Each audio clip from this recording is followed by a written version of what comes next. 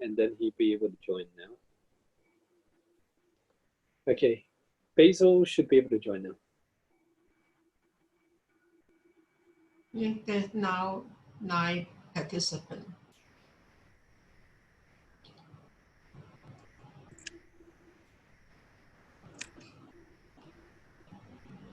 Everyone's still showing Sylvia channel. It's weird.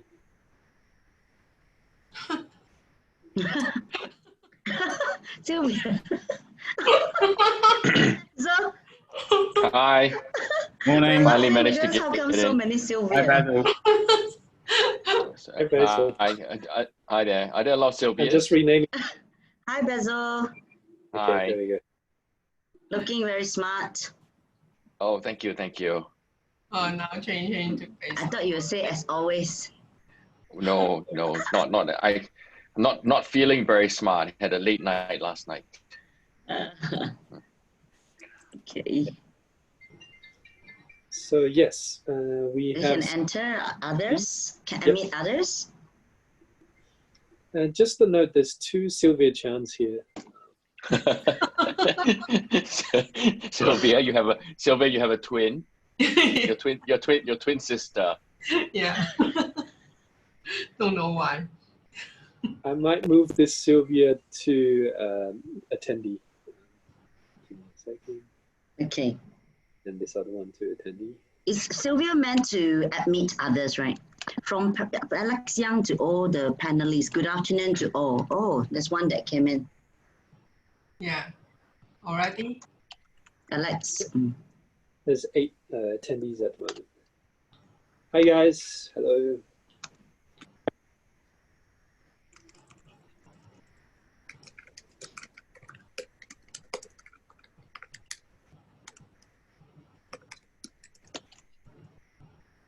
Benson, should we stop our video now or later because Yep. we're not speaking now? Yeah. Yep. So, yep, we can stop the videos. And you can also mute. Yep. Sylvia, you can also stop your video and mute as well. Okay. Okay. Okay, we got Basil, you're okay to start? Benson, there's a couple of my. Yeah. So are we still at the run through, or are we? They said the password's incorrect. Can you share the password to me again? Oh, okay. Some people are having difficulty. Yeah, to log in. Yep. Just the password's incorrect. Okay. Yeah, it should be that 494 Sylvia, 4177. Sorry, do you mind if you is it possible for you to share the login? Okay, sorry. This one? 494. Okay. Or can we remove the password? Yeah. It's now a Zoom requirement, so I can't over.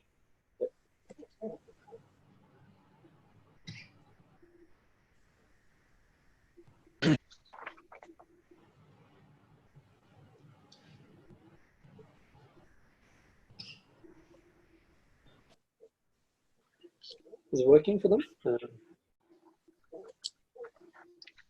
Sylvia, thank you for making up the 30% of the attendees. There's 3 of you. Benson, the webinar ID is 873-9804-4736. Is that correct? 8739804473. 736, right? Yep. Yep. I just sent it in the WhatsApp group as well.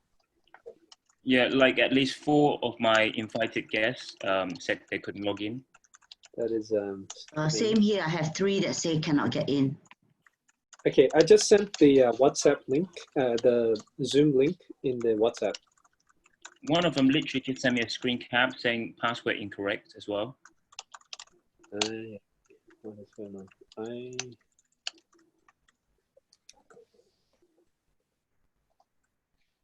Checking the password here.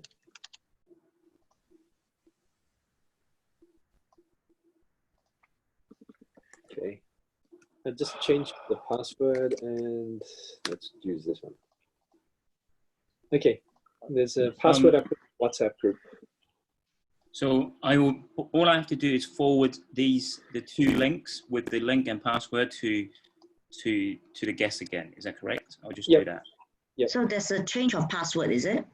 Yeah, I just changed it so that it should fit. So, New Sylvia, password. do we need to inform some of them who don't text us? Yeah, exactly. Anyone that's trying to come in now would. And please WhatsApp, please email to me. My phone is out, is not working. Oh, Sylvia is SCCHK 123. SCCHK 123.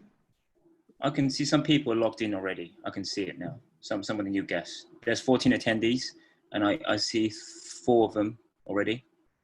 Okay. Yes. Yep. I see 4 of them already. Yeah. Cool. Done. Thank you. Is it via the new password? I'm not sure actually. I'm waiting for the response via WhatsApp. Can the other attendees hear us while we're talking? Just wondering. Yes, they can hear us. Oh, right. Okay. Hello, everyone. Hello, everyone. Okay. Hi, everyone. Okay. This is a part of startup life, I guess. Adjusting and pivoting on the go, on the fly. Okay, so are you ready to get started? Should we get started? Yep. All right. Okay, so first of all, we've got at this point in time 20 participants in the in today's webinar, 15 attendees. Thank you everyone for joining us today. I am Basil Hwang, a committee member of the Singapore Chamber of Commerce, and we have we're very privileged today to have speaking for us in today's webinar, Mr. Benson Lowe and Mr. Daniel Lowe. Who are here today. They're going to talk about, and you'll get the chance to learn about the crucial first steps for a startup. From conception to the first product, to the first customer, to the first employee. Lessons learned, Benson and Bushland in the startup journey and what the mindset of an entrepreneur is. They will also share stories from the startup world and from their experience in seeing how startups grow over a period of several years, and also share with us their view about how the startup scene will look like in over the next few years. We live in very interesting times where there's risk and danger. There's also opportunity. So it's a good chance for anyone looking for opportunity amidst the current dynamic situation to learn from experienced entrepreneurs. Let me introduce Benson and Daniel to you today, so you know who your speakers are today. They're both obviously very qualified to speak on this subject. Benson is the co-founder and CSO at ZenCode, the founder of the Virtual Growth Conference, the co-founder of PhilCon Hong Kong, and a committee member of Hong Kong Startup Support Group. And he's based in Hong Kong, in the Hong Kong office of ZenCode, and he has grown ZenCode from humble beginnings to 4 offices in Asia with over 80 staff over the past 5 years. He is very experienced in web and mobile applications development and artificial neural networks, especially working with offshore development teams. His recent activities for ZenCode include investing in startups through coding, creating conversations around failure in Hong Kong for innovation, public speaking on startups,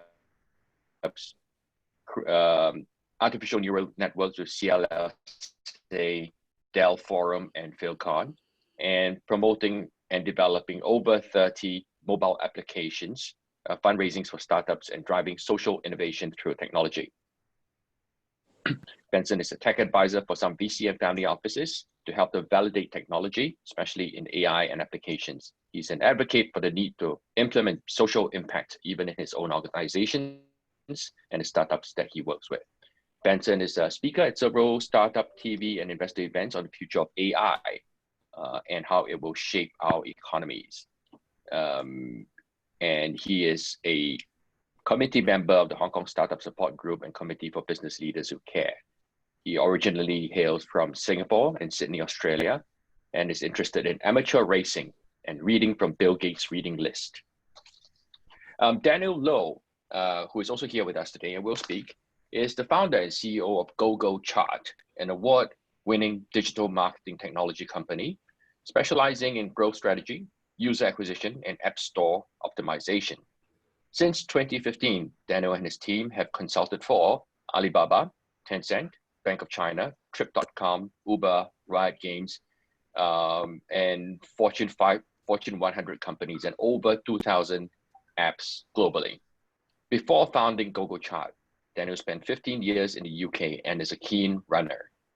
He is active in the startup and entrepreneur community and regularly speaks at various local and overseas MBA programs, and he spoke at the RISE conference 2018 as well. He's on the executive committee for Cyberport Startup Alumni Association.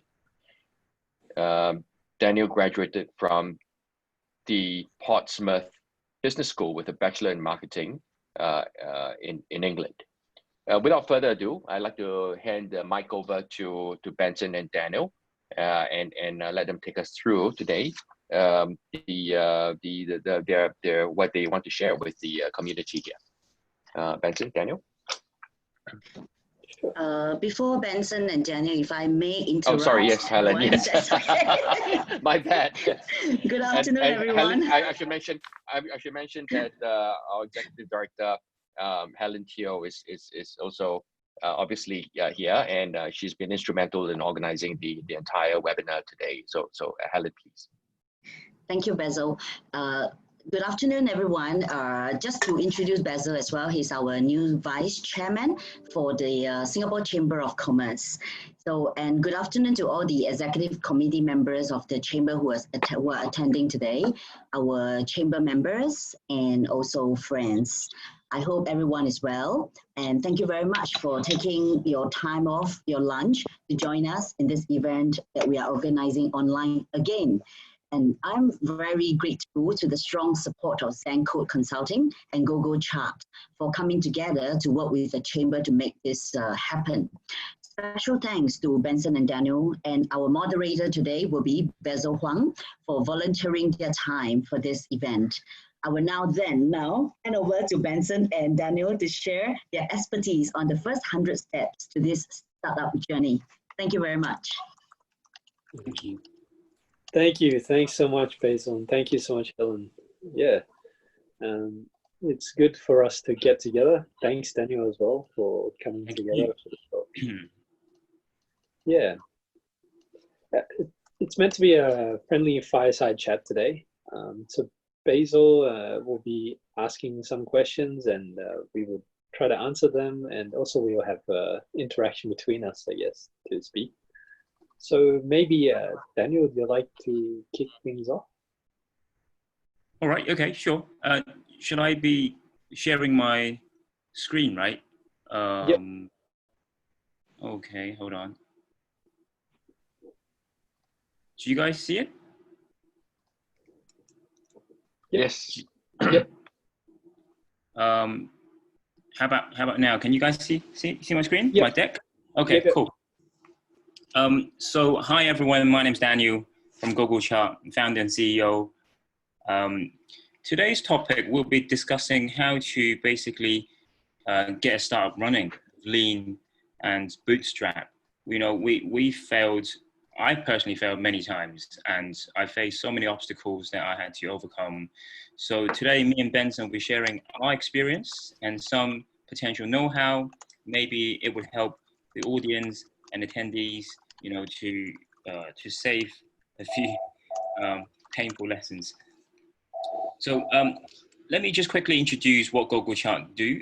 We specialize in mobile apps marketing on a global scale. Currently, we cover around about 60 countries. And you know, very fortunately, we've been award-winning. We've been recognized by a number of industry bodies, as well as some awards we've won in the past 5 years. We've been around for 5 years, and we've helped over 2,000 apps. And some of the client lists I'll just share.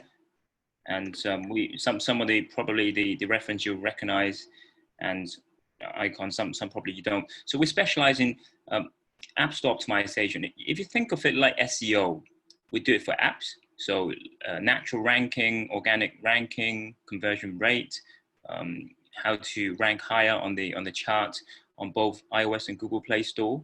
So we only specialize on the two platforms, which is iOS and Google Play. And that covers around 85% of the whole global apps, which is the majority. So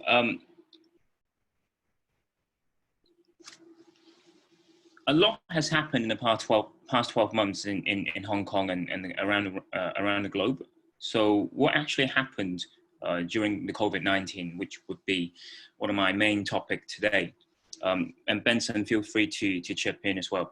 So in terms of statistics, if you look at this graph, which is from Sensor Tower, one of the most prominent data analytics from our industry, you can see a massive surge around about January, first quarter of 2020, with educational and business category apps download.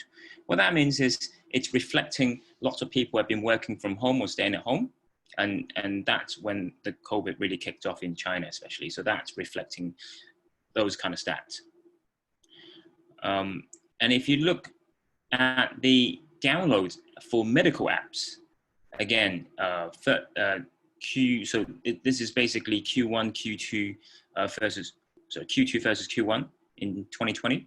You can see a massive surge in South Korea, India, worldwide, at least 65% worldwide for medical apps. So what that means is lots of people are seeking utility or useful or medical related apps remotely, so that they're not relying to go to retail doctors or GPs or hospitals.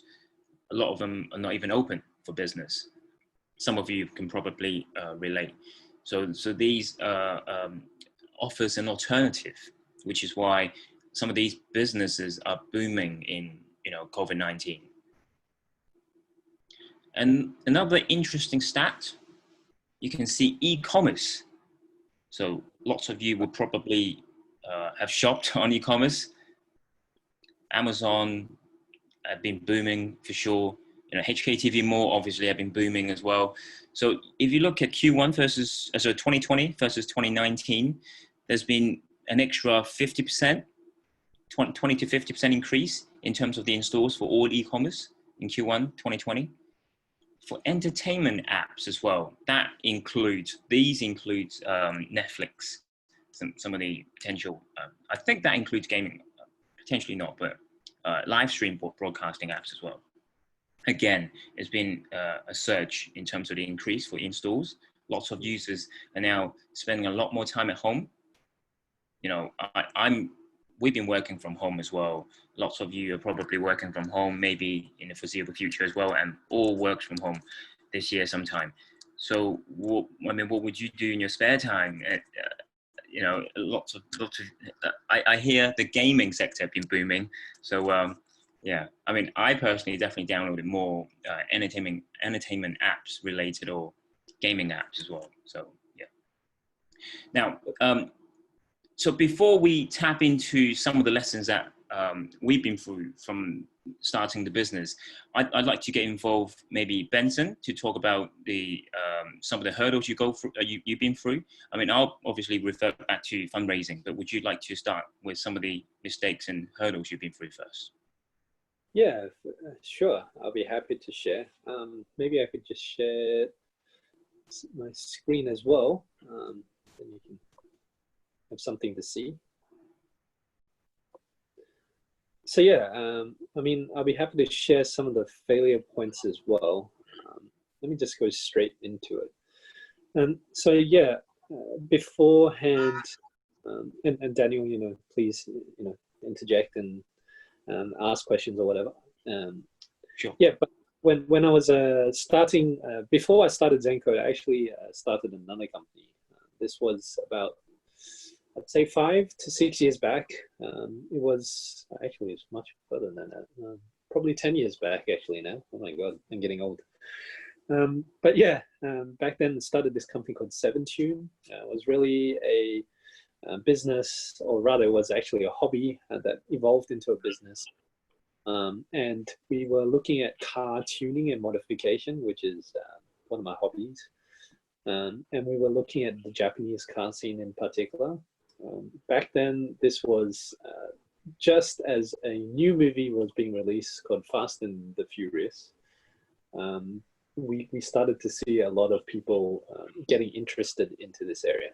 Before that, it was a very niche area. Not many people knew about it. But once the movies came out, it started to really boom. So we decided, hey, let's try to make this into a business and see what we can do.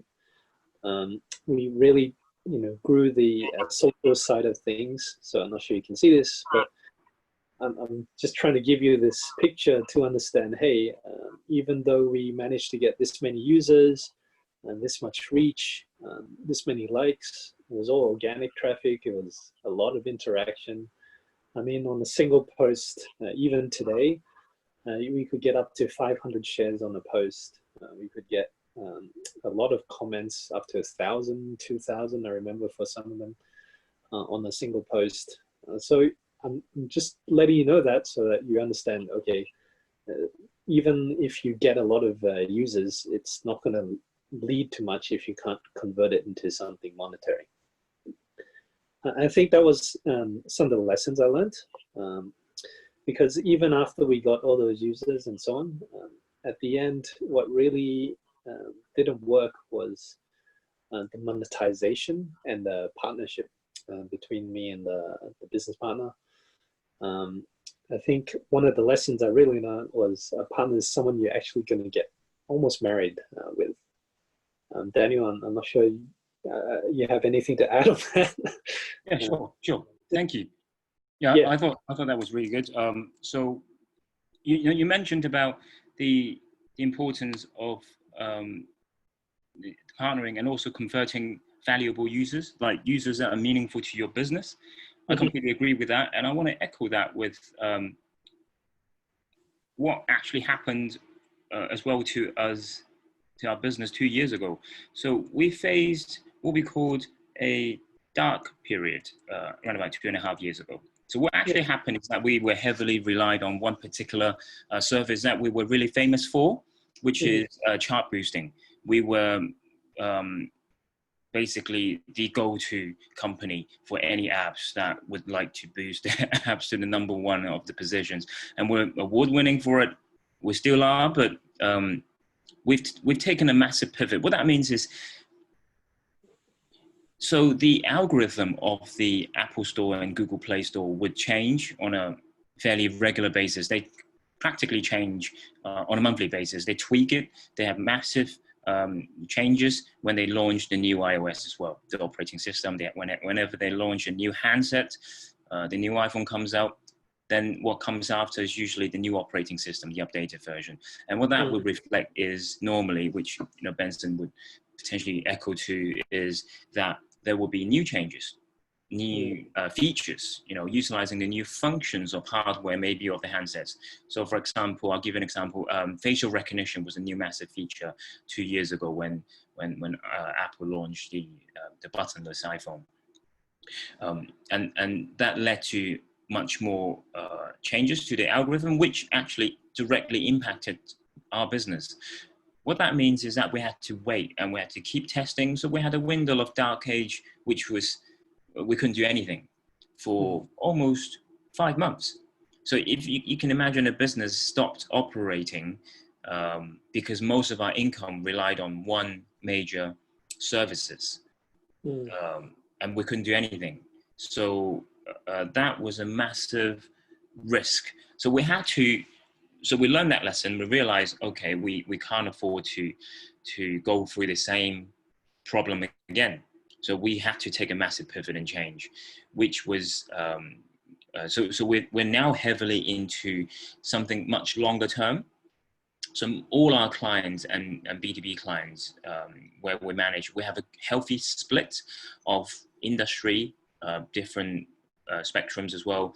So we don't just rely on gaming customers anymore, which was when we first started, 90% of our clientele were all mobile gaming clients.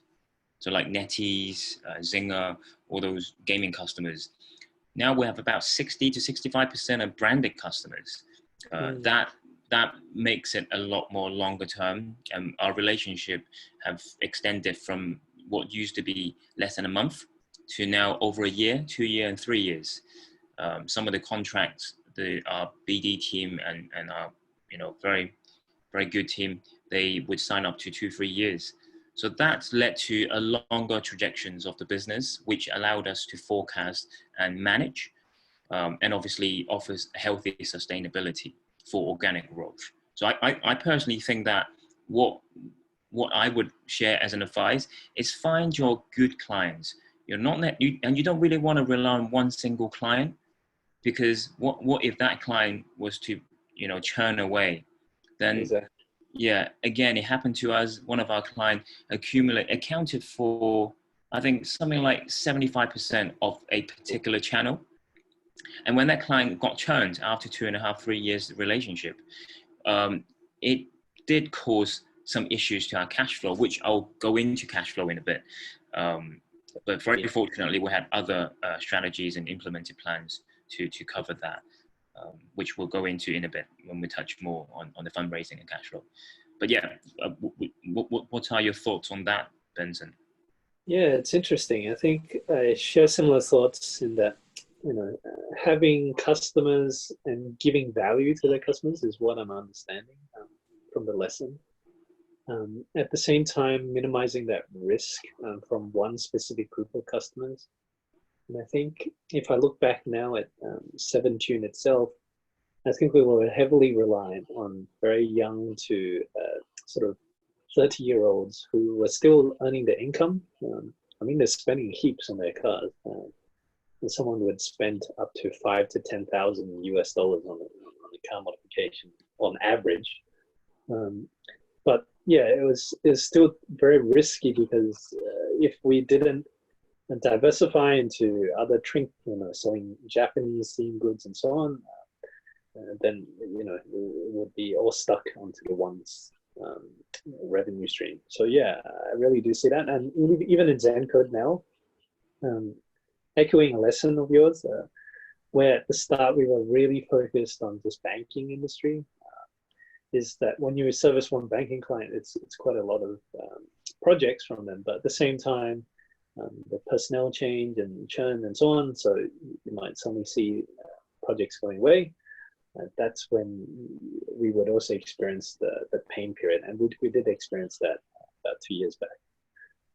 So that's a lesson we learned as well, and we diversified into fintech companies and other banking customers and other banking services for IT. But yeah, definitely a good lesson, and thanks for sharing that, Daniel. Agreed. Yeah. The other, in terms of partners, do you also have partners in your organization that you've worked long term? And your voice is a bit. Can you? Sorry. Can you hear that? Yeah. Sorry. Do you also have partners as well in your organization that you worked with at the start? Oh, you mean actual co-founding partners? Yep. So I'm the sole founder, but if you want me, I could also share some of the painful lessons I've had in my past ventures with past partners. We definitely had some interesting histories. Yeah. It's fairly dramatic, so I'm not sure how the attendees. I'm happy to share, because it's obviously the past now, but it's fairly dramatic. So be prepared. So prior to GoGoChart, I also had another agency that basically specialized in writing apps. So we actually used to build apps and websites for other companies. And I had a partner in that company. So what actually happened is that we went through 3 years of hustle. We literally had to hustle and get clients, and like a very lean and bootstrapped startup, we couldn't even fundraise. We had no resources. I was very new to Hong Kong as well. And so we just had to hustle. We used to door knock Does anybody know what it means to door knock? So literally, you'll have to go around different commercial buildings and knock any businesses' doors and ask for business, introduce yourself. So I did that for a year and a half. That was interesting. I think I door knocked the whole of Kowloon, all the commercial buildings in Kowloon, and went all the way to Gold Coast in Tuen Mun. And what's interesting is, I remember clearly one day there was this educational shop. They sell basically private tuition, private lessons to kids and children and students. And I offered them to the owner to basically a very reasonable price website. I think around about 7,000 or 8,000 Hong Kong dollars. I think, would you say that's fairly reasonable, Benson? Because that's really reasonable. Yeah, very reasonable, right? So I mean, it was WordPress, but it's very reasonable. So do you know what the guy said? I remember the owner said to me, "Hey, it's a bit expensive. So if it's $3,000, I'll consider it." I'm like, "What? 3,000? That's I don't I don't even cover my cost, considering the travel as well." So in the end, he said, which is a massive lesson to me to date, which is also part of the book I recently published as well, is he said that, remember, I didn't come to you today. It was you who came to me today. So I have very little to negotiate. And fast forward. So I took the deal and still did it because I pretty much have no choice. But fast forward to today, I still would consider all kinds of partnerships, even though there's no monetary value, but there may be other value for collaboration. So yeah, that's that lesson learned. But in terms of just going back to the partnership, so the actual partner, co-founding partner for that company, well, he wasn't, there's been, he was fiddling with companies' funding, which led to obviously his departure. And that has taught me a really big lesson about managing your own accounting and finances and cash flow, which I will probably go straight into it after this. Yeah, it put the company at massive jeopardy, and we could, at that time we could have done with some of the funding that he took away. So to any advices to everyone is that you have to know where your cash stands. You need to know where your monies are, personal level and business level, because you worked hard for it. So you need to know where it is, and you need to keep an eye on it.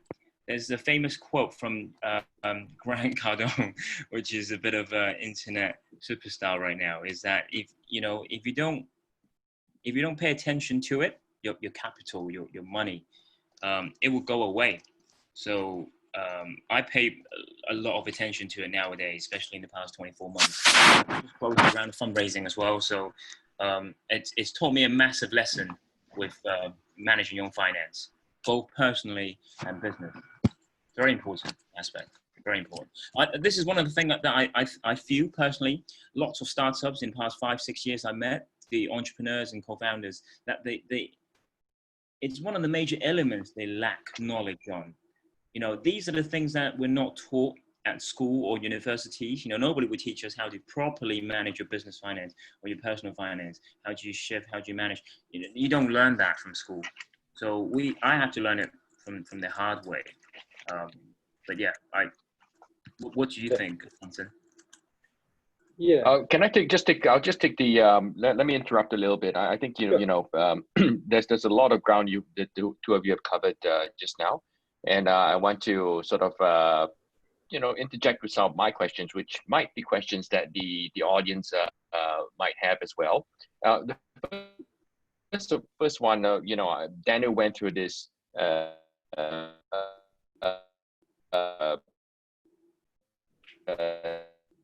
interesting about midst of the what do you both think are the opportunities for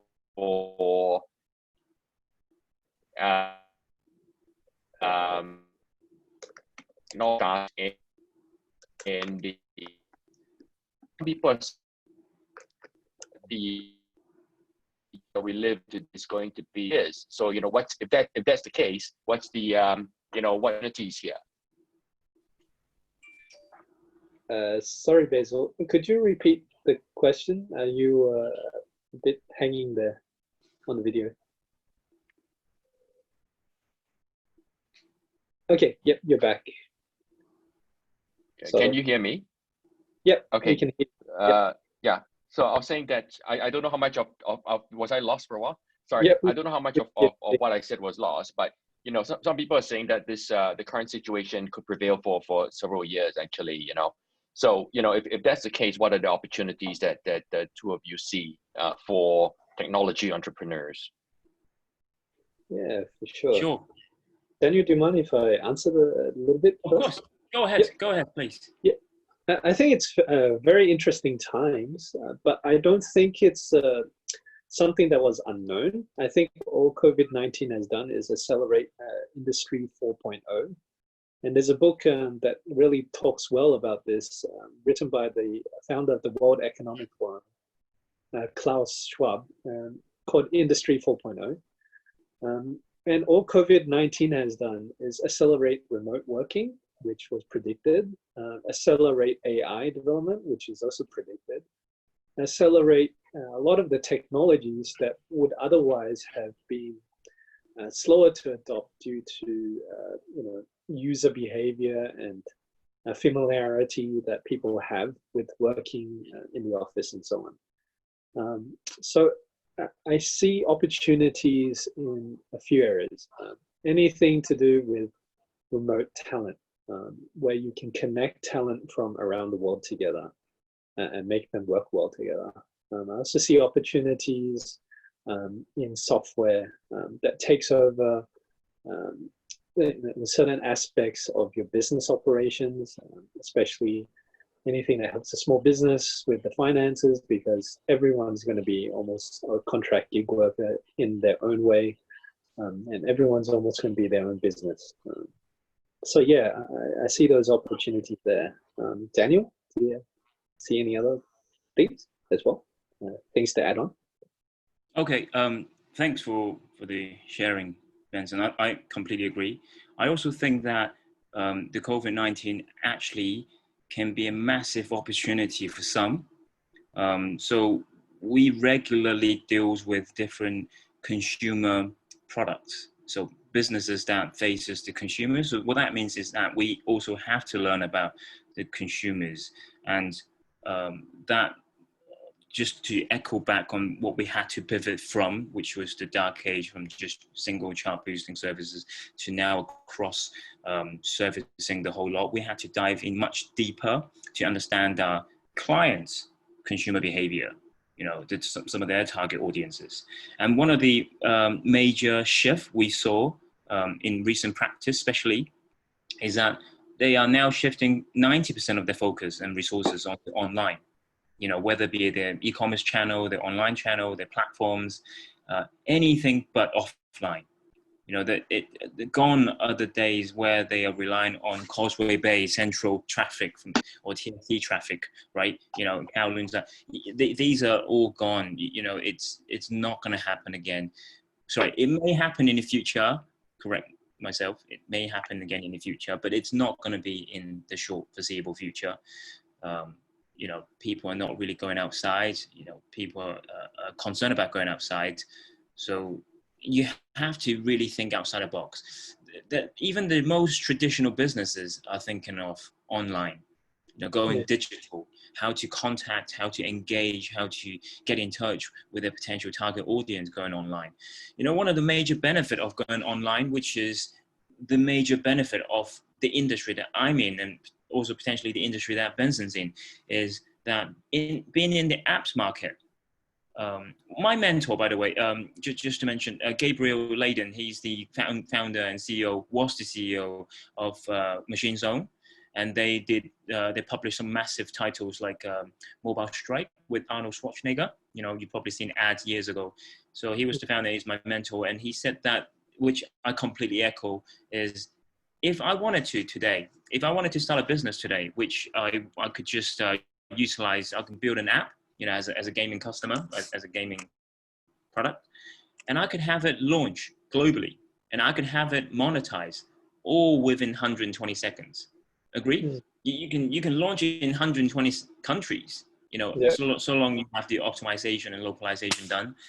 I mean, you can't even sell water that fast, by the way, Yeah. but you need water to live. Yes. Right. So the major benefit of online businesses is the speed and ways you can reach, engage with potential audience beyond anyone's imagination. It's and you can track all these activities. You can really track to really in depth. You know, you can actually find out when was the last time your this particular audience had re-engage your product, you know, logged in again, registered, had they applied or registered or given any information.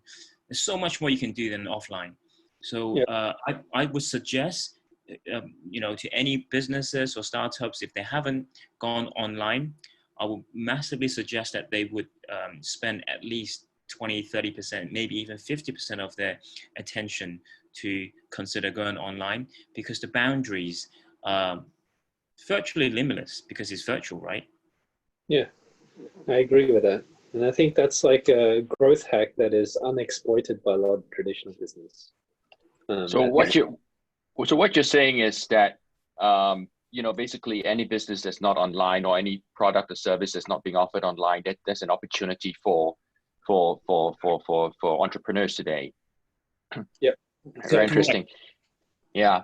So I'm assuming that many of our audience, the people who joined the webinar today, you know, some might actually have ideas of what they want to do, or you know, what they might be interested in doing, and which is why they're joining. So to go into something else that Daniel said, you talked about walking around Kowloon and knocking on doors. That is a very tough, very tough job. I've heard from a professional.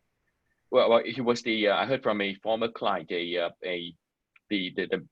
managing director of a $2 billion fund, and he I recall him saying at a meeting we had with him. We said, "What are you up to these days?" So, I mean, we're in fundraising mode, and then he asked us, "Have you ever tried fundraising before?" And you know, as lawyers, we don't do that, right? And we said no, and he said it's a very humbling experience. So Daniel, I sympathize with you. It certainly was a very humbling experience, I'm sure. But you know, on that note, I just want to sort of talk a little bit about pricing, because you talked about, you know, offering a price of something like $8,000 for what you were doing, and he said, how about $3,000? You know, so how should someone offering a service or product online approach pricing of what they're selling? Benson, do you mind if I go first with this? Yep, sure, go. Yeah. So Basil, that's a fantastic question. I thank you for that, and thanks for the kind words. So when it comes to pricing for your product, any product or services that anyone's offering, you know, you could be building a website, you could be offering, I don't know, delivering service, you could be offering a platform, anything. What you have to consider is the market competition, first of all. You have to realize, I'm making some assumptions here, Basil. I'm making assumptions based on that there is a market fit. So the product and or services will be sold, and there will be some demands for it. And I'm assuming there will be competition as well, because usually there are. So you have to find out what type of competitions are charging, and then you could potentially benchmark it. If there was no competition, then you have to find out what are the alternatives. So for example, in our industry, there's very little competitions. There's zero competitions in Hong Kong, but there are lots of market alternatives. Like Facebook will be a massive alternative. Google Ads will also be a massive alternative, but we don't compete with them, we partner with them.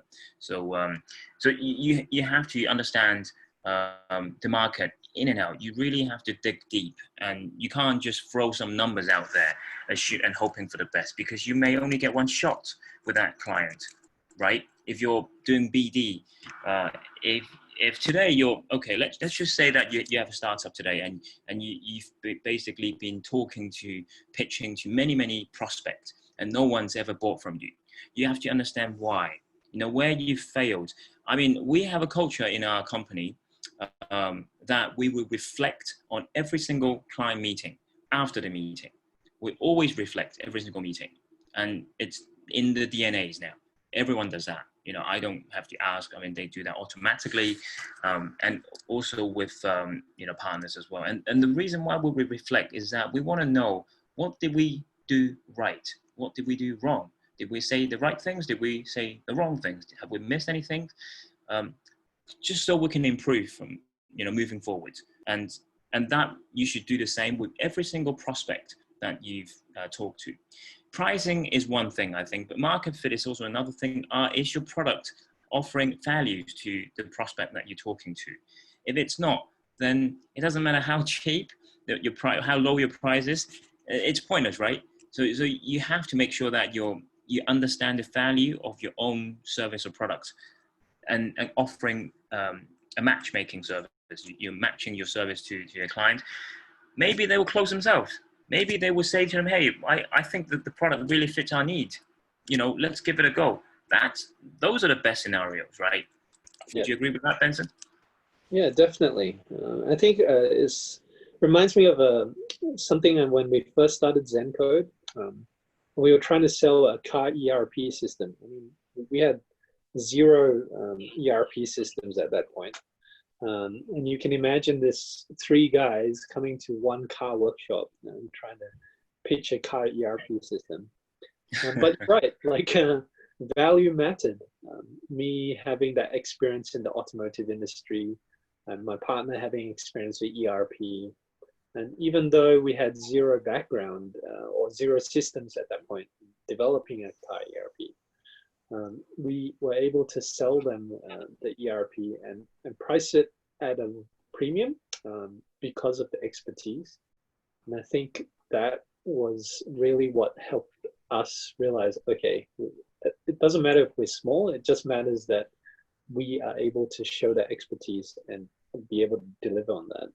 And I think from there, pricing is all about value that the customer perceives and what value you can bring to the customer's business, as you mentioned before, right? Yeah, I agree, Benson. And also, you know, most businesses and startups, when you first started, your pricing strategies may be different to a year later. You know, it depends on the stage you're at, right? If you're very matured, for example, like Basil, he's a very matured lawyer. I suspect his charging model is very different now to maybe his charging model 20 years ago, or maybe 10 years ago, right? So, yeah, I mean, our charging model is very different to what we used to be 5 years ago. You know, now that we've got, you know, over 2,000 clients and a ton of brands under our belt, we wouldn't say no. You know, if we were to face the same client, the $3,000 educational client today, I wouldn't potentially say no to him. I would look for more valuable partnerships and collaborations, because to me, an extra 5,000 doesn't really make, you know, it's not the value. It's not the monetary value. It's actually the potentials behind. I think that I would also suggest the audience not to oversee. Yeah. I think you've got your you know, standard business models, like your standard products, but you also got to, you know, be agile enough as a small business. 100%. Definitely agree with that. So shall we go into a bit more about the fundraising and also some of the topic that I prepared? Basil, what do you think? Yeah, I think no, that I really appreciate that discussion about pricing and you know, certainly in our industry, we do also consider we consider you know, what the competition is charging, but also there's so many different ways you could do it. You know, cost plus sort of pricing, and you know, you fix it from the sort of target profits perspective, or else you fix it from a you know, comparative basis, what other people are charging, and you try to be competitive, but versus the market value proposition. You know, how much is what we're offering, how much is it worth to the client, right, or the customer? So yeah, it's a very tricky thing, pricing, for sure. Yeah, I think fundraising is the other subject which I you know, we touched on you know, earlier about it being a very humbling experience. Maybe you could tell the audience a bit more about what you know, what your experience has been with fundraising, what's worked and what hasn't worked. You know, some of the I think what we learned a lot from other people's mistakes, and you know, and I think Benson will corroborate that, you know, or the culture of accepting failure is very important to growth. So, you know, so maybe you could share, you know, some of your thoughts about fundraising, what works and what doesn't work. Okay. Do you want me to start, Benson? Yeah, could I preface this a little bit? I'd say that fundraising should be something to get after you've exhausted all your customer revenue options. Like, it's grow as much as you can with customer revenue and then get fundraising. I think that's also Daniel's perspective, judging from what I've spoken to him before about Go Chart as well. 100%. Well said, Benson. A lot, you know, I mean, we've met a ton of entrepreneurs and people, you know, since startup. We were very beginning ones, you know, going back 6-7 years ago. So in the past 5-6 years, the people that we've met, startups, so-called entrepreneurs looking at startups, you know, they think that they will come up with an idea and then they will, you know, it's $1 billion idea and suddenly people throwing millions on them. It doesn't work like that, especially in Hong Kong, in my, you know, experience and opinion. I think that loads of investors in Hong Kong are fairly reserved compared to the West, you know, compared to US, San Francisco, Silicon Valley, you know, and even compared to China, by the way. The investors in Hong Kong are fairly much late stage, you know, more late stage. You know, you get less options in Hong Kong if you're a seed round or Series A even. You know, if you're talking pre-IPO, there's tons more in Hong Kong than probably any other places in the world. Hong Kong is one of the most prominent for major fundraising for the likes of IPO, which is why Hong Kong Stock Exchange offers the most companies to IPO in the past 10 years, from stats from Deloitte actually. And so let me just quickly touch base on this in terms of the slides that I prepared on fundraising. Let me just quickly share it. So if you guys can click onto my screen, can you see fundraising? Can you also fundraise? Okay, perfect. So let's go through what actually happened in COVID-19 for fundraising. This is a direct comparison from VC4U between the Q2 2019 versus Q2 2020 this year. As you can see, in the US, for VC rounds have slashed by 44%. So it went down by 44%, the VC rounds in the US, which is a major deal. It's even more apparently in China, major more in China. Loads of, it's like they call it the ice age in China, meaning that, you know, it's frozen, no deals are happening, very little, yeah. So let's go through to the particular industry that's been taking the massive or the biggest hit. As you can imagine, travel industry, travel tech obviously, have been hit massively. We're talking over 400% actually. Sadly, again, this is across the globe and also a direct comparison from 2019 to 2020. So you can imagine, if you're in this industry, if you're in the tech industry for travel, if you're in a tech travel industry, I mean, the chances of you fundraising will be fairly slim. I mean, judging by these stats, if you're in the US or China, it's fairly slim.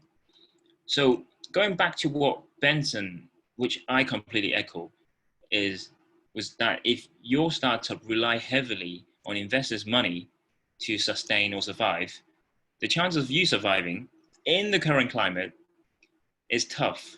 Man, you're having a tough time. Yeah. Right? It's yeah. So what I would like to, before I actually suggest ways to survive, I probably, let me just echo back to what Basil's question was, my experience on fundraising. Let me just go back to that slide. Yeah, fundraising. Yeah, just so well, on fundraising. So we've been very fortunate, actually. Both of our investors actually reached out to us themselves. I remember our seed round, which was 2017, I actually met the investor at an exhibition in Korea. He's Chinese, by the way, so I met him in Korea, in South Korea, in an exhibition, and he's from Beijing. And we, as a startup, by the way, Google Chat had been profitable from day one. We've been making money from day one because we've been so lean and bootstrapped. I remember my first client, I didn't even have a business card. I didn't have a website. We didn't even have a proper email address. I used Gmail to contact them. I remember my first client. We had nothing.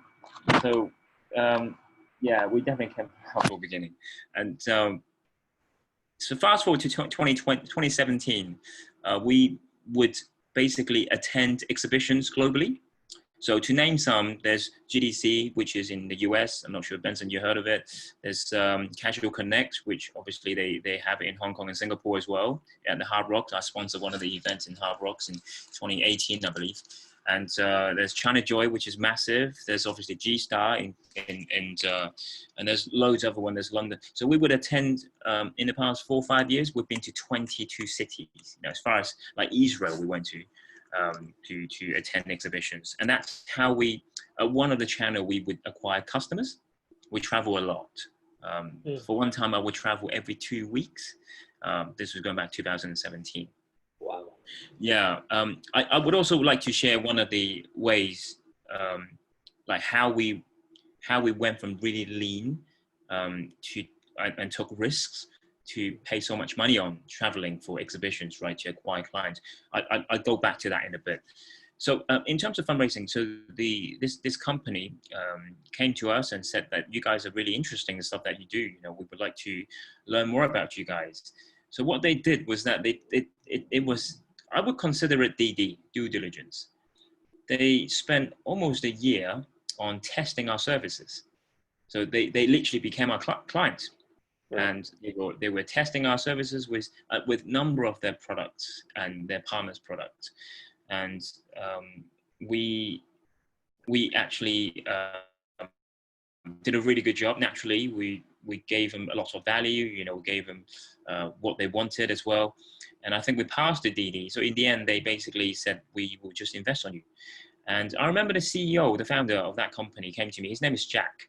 He came to me and said, hey, Daniel, I just want you to know that I'm actually not very familiar with what you guys do, but I just trust you. So here I am investing on you. That's when I first learned people actually invest on people. Doesn't matter how good your startups, if you don't come across, if you can't build a rapport, if you can't engage, and if you can't show that you have a potential to grow and upside, like people have to see that in you. Then, also, I'm not sure if you would be able to close a round. At the end of the day, they're taking massive risks. If you think of it as like an investor. One investor once told me, if you want to close and acquire fundraising, you have to think like an investor. So if you imagine yourself, you're investing, writing checks for $500,000 to $1 million US to a company that you've only just met kind of a couple of months ago. You don't work with the person directly. You kind of just met them, tried some of their services, had some DD conducted, and then you're giving them $1 million. I mean, that's a lot of risk, right? There's no, on the paper, it doesn't say that they will guarantee you a return of 20 to 30%. Unlike some of the more seasoned investors, which goes back to why I think that people in Hong Kong are less likely to invest on early stage. There are a lot more now, compared to 2015, 2016, but still it's nowhere to compare to China or the US or even Europe. Is that because there are loads of alternatives in Hong Kong. You can go into the stock market, you can go to the property market, before COVID, obviously.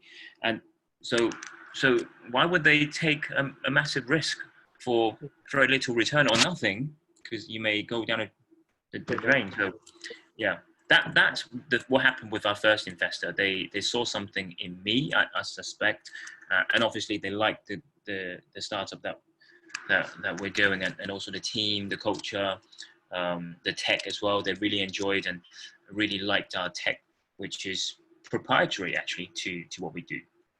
Yeah. And then we just recently closed our second round, and again the VCs came. Actually, this time round to PE firm, which is a massive confidence boost in us, because PE firms don't usually invest in early stage startups. They invest in something like Series D or Series E, like pre-IPO.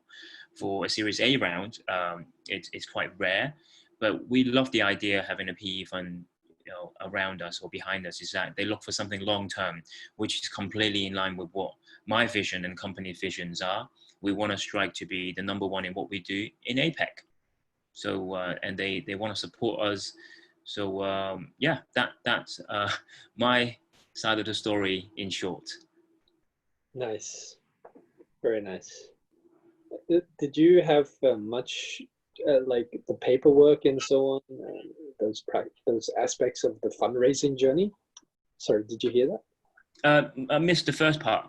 Something about paperwork. So like when you were doing that fundraising journey, how about the paperwork, the due diligence, all that kind of, God. How painful was it? I believe one of my colleagues is here, by the way, who's actually who was helping me preparing those documents. I must say thank you. Shout out to Bella, by the way. So the fundraising due diligence paperwork was a pain in the butt. Excuse my French, but it was painful, very painful. So again, these are the things that you don't learn from school. Nobody at school would teach you how to fundraise properly.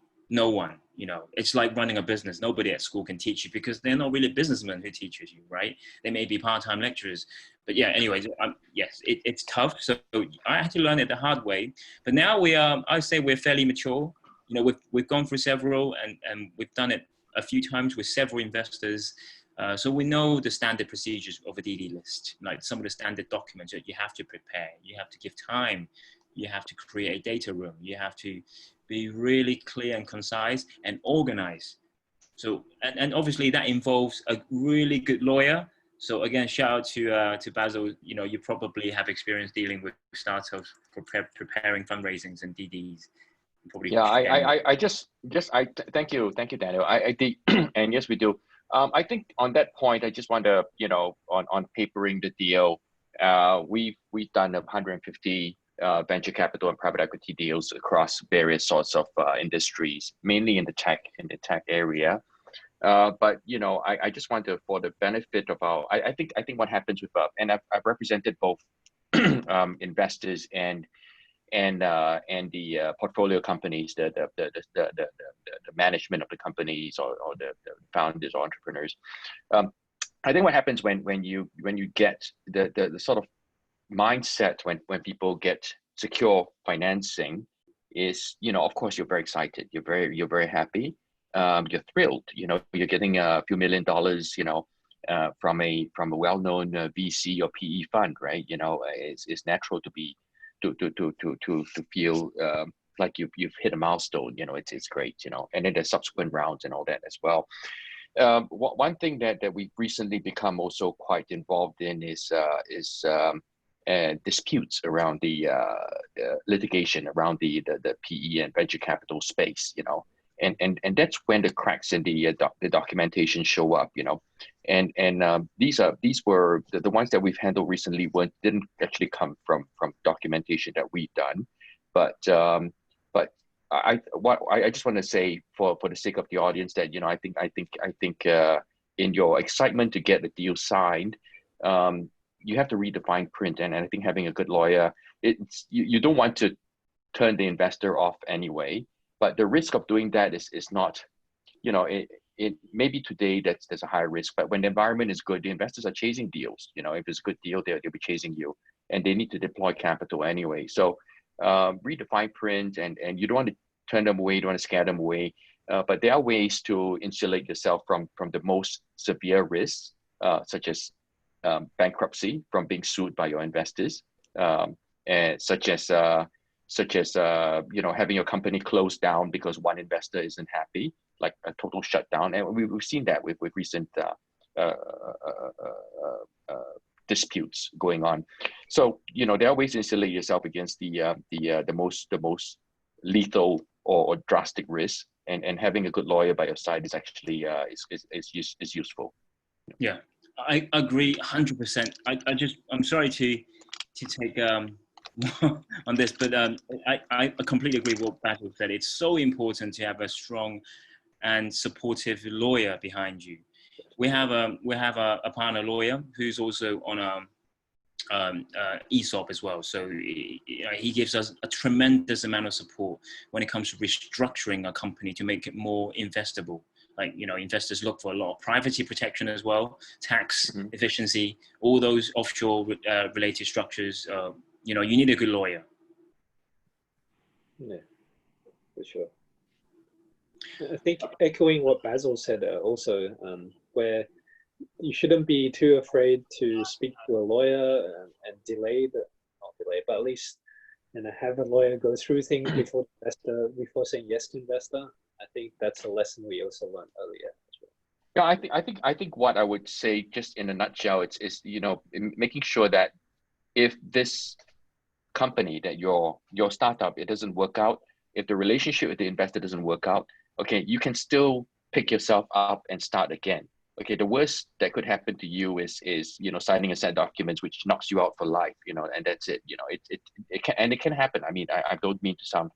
That's actually what we're seeing with the disputes today that we're facing. You got a poor entrepreneur who's basically, he might, they might be finished because of the way the deal was structured. Yeah. Yeah, for sure. Very good point. Very good point. I had a lesson earlier where there was an investor who was looking to invest, but it was like the time period was quite long. The lock-in period was quite long, and also the way the money was disbursed didn't feel right to us. And Right. a lot of these issues came out in the clauses as well. Like there was a lot of clauses that felt like indemnity clauses with a lot of risk to us, the founders. So yeah, I definitely do think that speaking to someone like Basil is great, because he'll be able to point all these things out and help you out. The last thing you want is to be somewhat of a slave or indentured servant to the investor for the rest of your life. Yeah, I think that it's good that we're talking about investors and also fundraising, because it's obviously a major topic, very hot topic in the past, since the past couple of years, and still now, probably now than ever, because most startups need cash to survive, right? So fundraising is a major source of cash and capital. And you mentioned, the DD side, you mentioned the investor side. Do you know what? One of the things that I wanted to just touch base on and share upon is that, we get DD'd by our investors, right? But now, especially after the first round, I DD the investors as well. I actually hire companies to DD the investors. I actually DD the latest round. I asked around my friends. I asked around some of the most prominent people that I know I can get hold of. I asked the lawyers. I asked the associations of law in Hong Kong as well. And I asked everyone that I know, because we're going to be like a family, right? So they will have access to us. They will take their money as well. So they will have shares, and they may get a board seat in the next round. So things like that. And once you DD the investors, it's like they DD us, things start to crack. So what I like to share is one particular investors that we try to DD and then realize, something doesn't sound right. So one of the investors also tried to invest on us. We received a couple of good offers, and one in particular was too good to be true. So we had to DD the person. So what we had to do was we asked the guy, let's call him G. So we asked G, what, can you tell us, you said, you mentioned that you've invested in billions amount of, fundraising, and you represent so many rich families and whatnot in the West and also Middle East. Can you share some testimonials and also 2 reference of the people that you invested? I'd like to talk to them. I'd like to talk to the founders that you invested of. And the guy started to shake and didn't in the end give any reference. And it turned out he wasn't a real so-called investor, what he claims to be. And yeah, so it's definitely important to DD your investors. Otherwise, you could be sharing very valuable company information that you're divulging, as well as, wasting your time. Your time is money, right? Right now for startups, if you focus on one thing, then you're missing out on another thing potentially. So yeah, DDing will save you lots of hassle and time and minimizing risk. Yeah, fantastic point, Daniel. I think that's something a lot of entrepreneurs neglect to do. We frequently get asked to help with things like NDAs and so forth. I mean, it depends on your business. Some businesses are more sensitive to leaks of technology information. So not every business really needs protection of an NDA. So, but NDAs can only take you so far. It's only as good as the credit of the person you're signing it with, right? Because if it's not a credible person, you've signed it with a shell company, or somebody who can't stand behind it, or who has passed the information on, what's the point of suing them under the NDA? Yeah. So yeah, I think the DD part is very important. Yeah, 100%.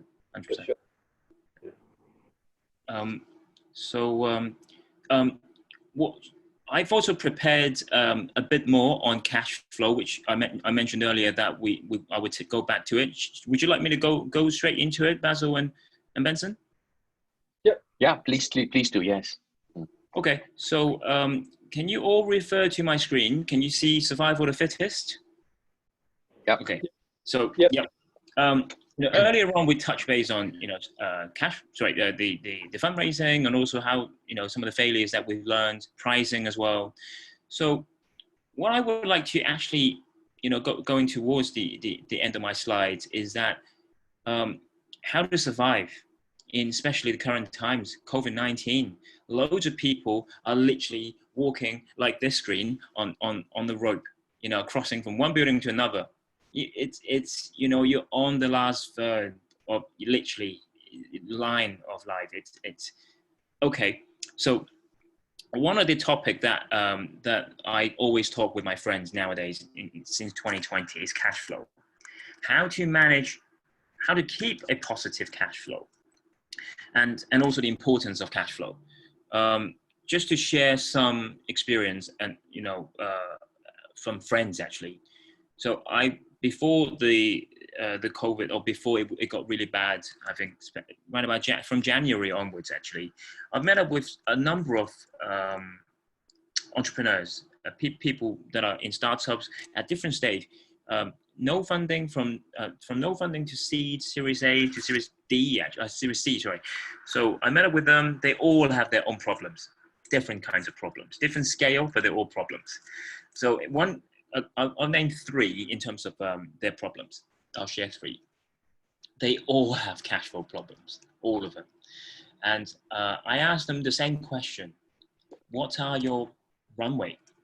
So runway means, just for the audience sake, is that in today's cash flow, or your business cash flow, so get your today's balance. So however much your balance is, could be 10,000 US, 100,000 US, millions, whatever. In today's actual balance in your company's bank account, how many months can your company survive based on that balance? That's runway.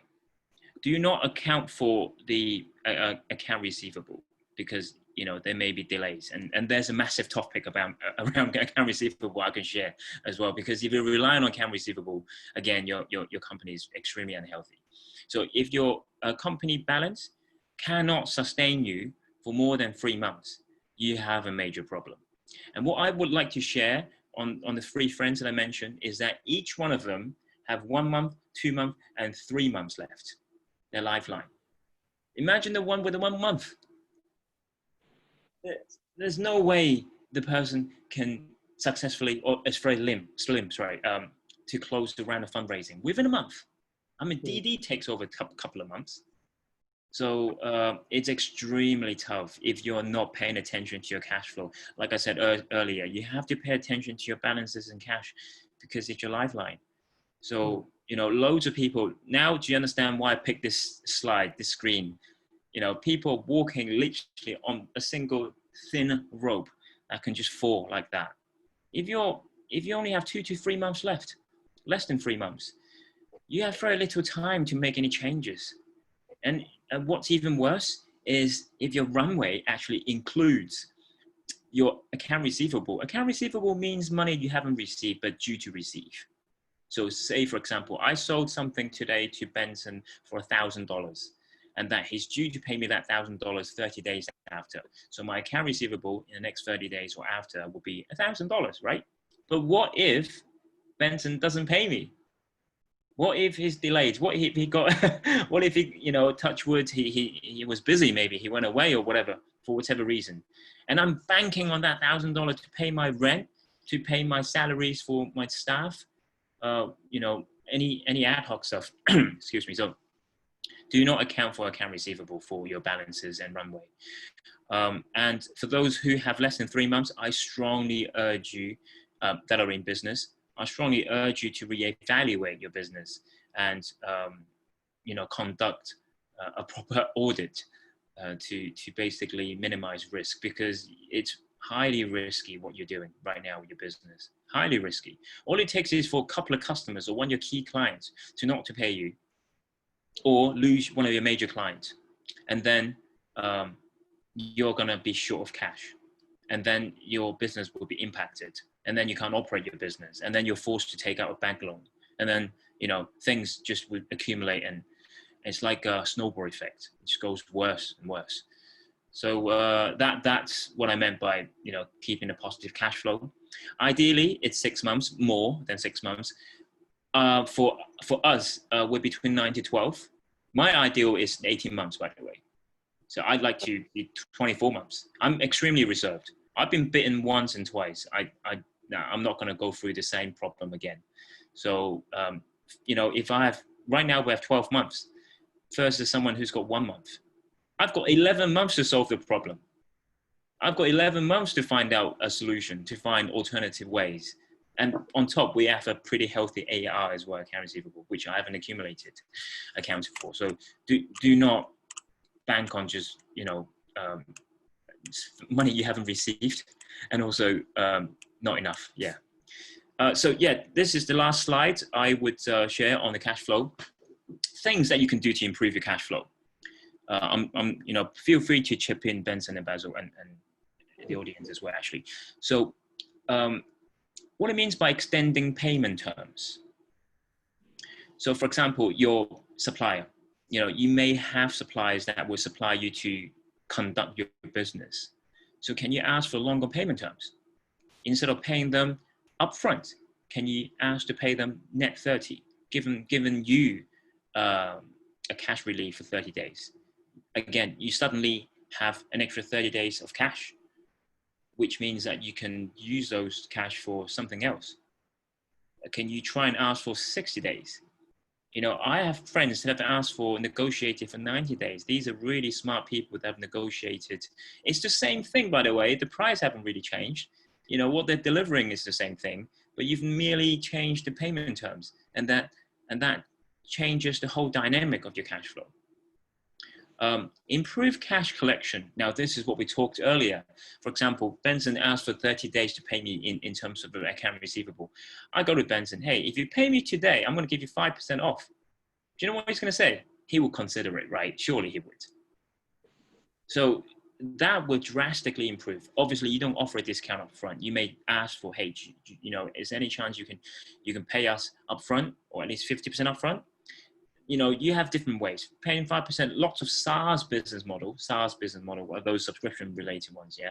They would offer a discount if you pay upfront for a whole year. Very popular, very common. And we are introducing that in our charging models soon as well. So that will drastically improve your balance, which will drastically improve your runway, right? So just these two, extending your payment terms and also improve your cash collection, will drastically change the whole dynamic of your business operating. You know, you have much more cash in the bank, and you have much more longer term to settle your bills, forthcoming. So, and then the things that you would do would be forecasting your company balances and audit your finances regularly. I do that weekly, with monthly at least, but we've been doing that almost weekly now because for us it's quite different. We just closed the round, so we have to understand. It's like a complete scan of the body, like a body check, complete body check, but for the business. So we have to understand where we are spending every single dollar.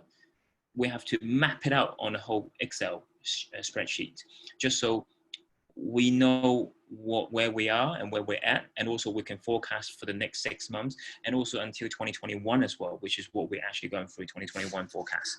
So that will allow us to know exactly where we are at in the balance, on top with the runway that we have, that we want to increase.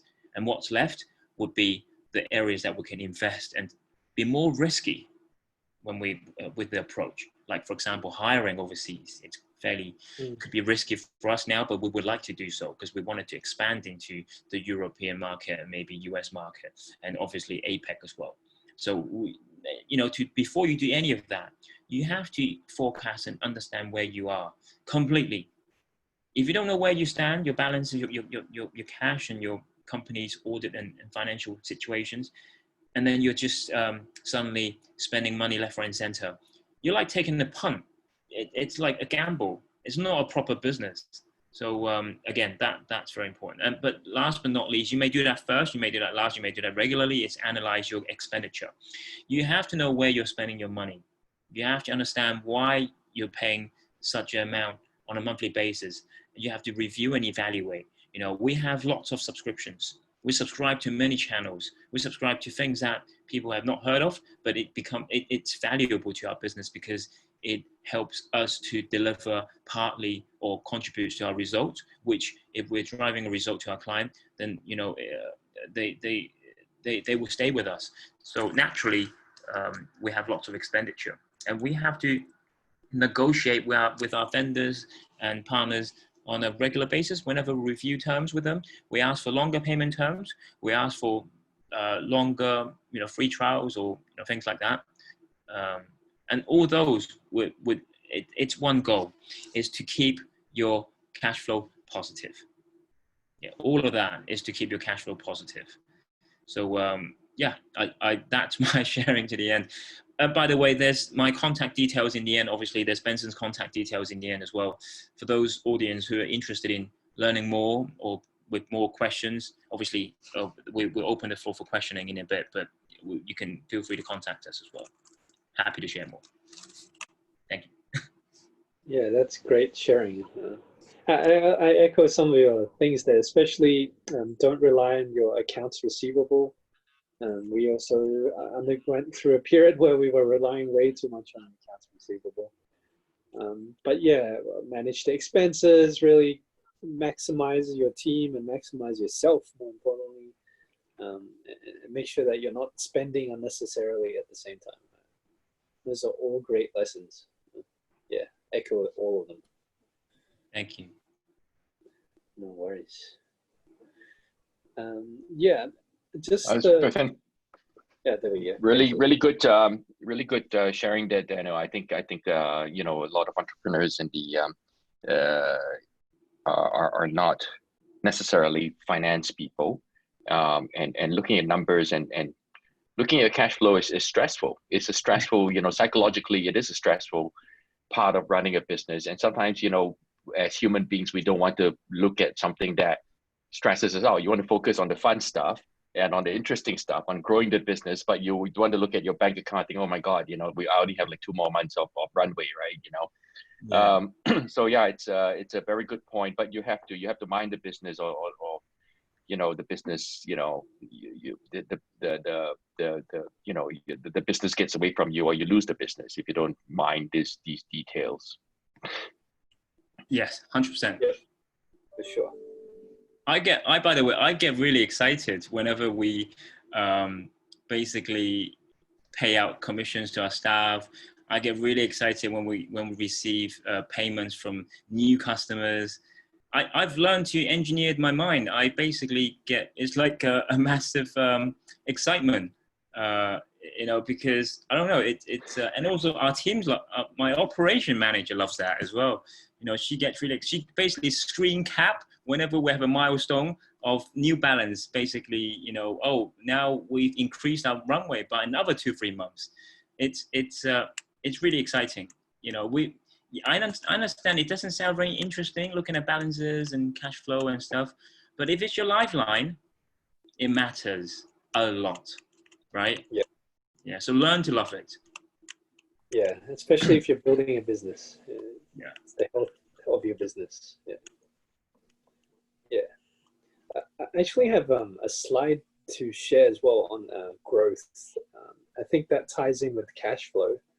Do you mind if I go through that as well, Basil? Yeah, please do, yeah. Okay, sure.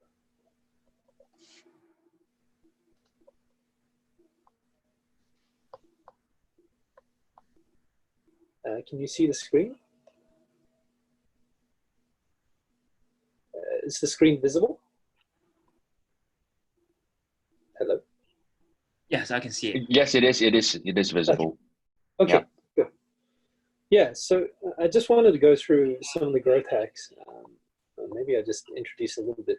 So, Zencode, we've grown from 3 guys really to 80 staff now. A lot of our staff are based in Chennai and Bangalore, and also now we have one in Hanoi as well. It's a joint venture in Hanoi. And we grew to around 2 million in revenue. We don't have investors yet. It's all just growth. At the same time, some of our clients, and I tell you, the first client you get of one of these clients is really what matters. After that, it's easy, but the first one is extremely, extremely difficult. I think Daniel will attest to that as well. Just finding one of these brand name clients is tough. And really diversifying the sort of services we offered also mattered. So now we offer a lot more, but we're utilizing the similar things in the structure, but we offer more services around that. But yeah, I just want to speak about some growth hacks. Really, as an early stage startup, what you can do to get customers without spending any money, next to no money, and being able to get the visibility out there. And I think that also contributes back to positive cash flow. So one of the growth hacks I did was events. So I think Daniel also mentioned that he sponsored events, worked together with event partners. But really, like, PhilCon was a growth strategy for Hong Kong. And Basil and Daniel, if you have anything to interject, just feel free anytime. But yeah, PhilCon was an event. We started here in Hong Kong to really get into the market. We found partners to sponsor the event. We got speakers like John Tang, who's the ex-financial secretary of Hong Kong, to speak.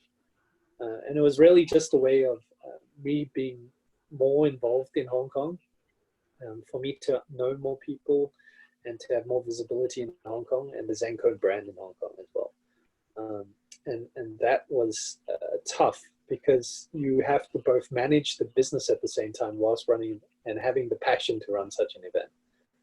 So when you think of an event, it has to be something kind of related to what you want as a person, as a passion, as well as relevant to the business as well. So that's one of the growth hacks I wanted to share. Daniel, do you have anything to add before I go into another one?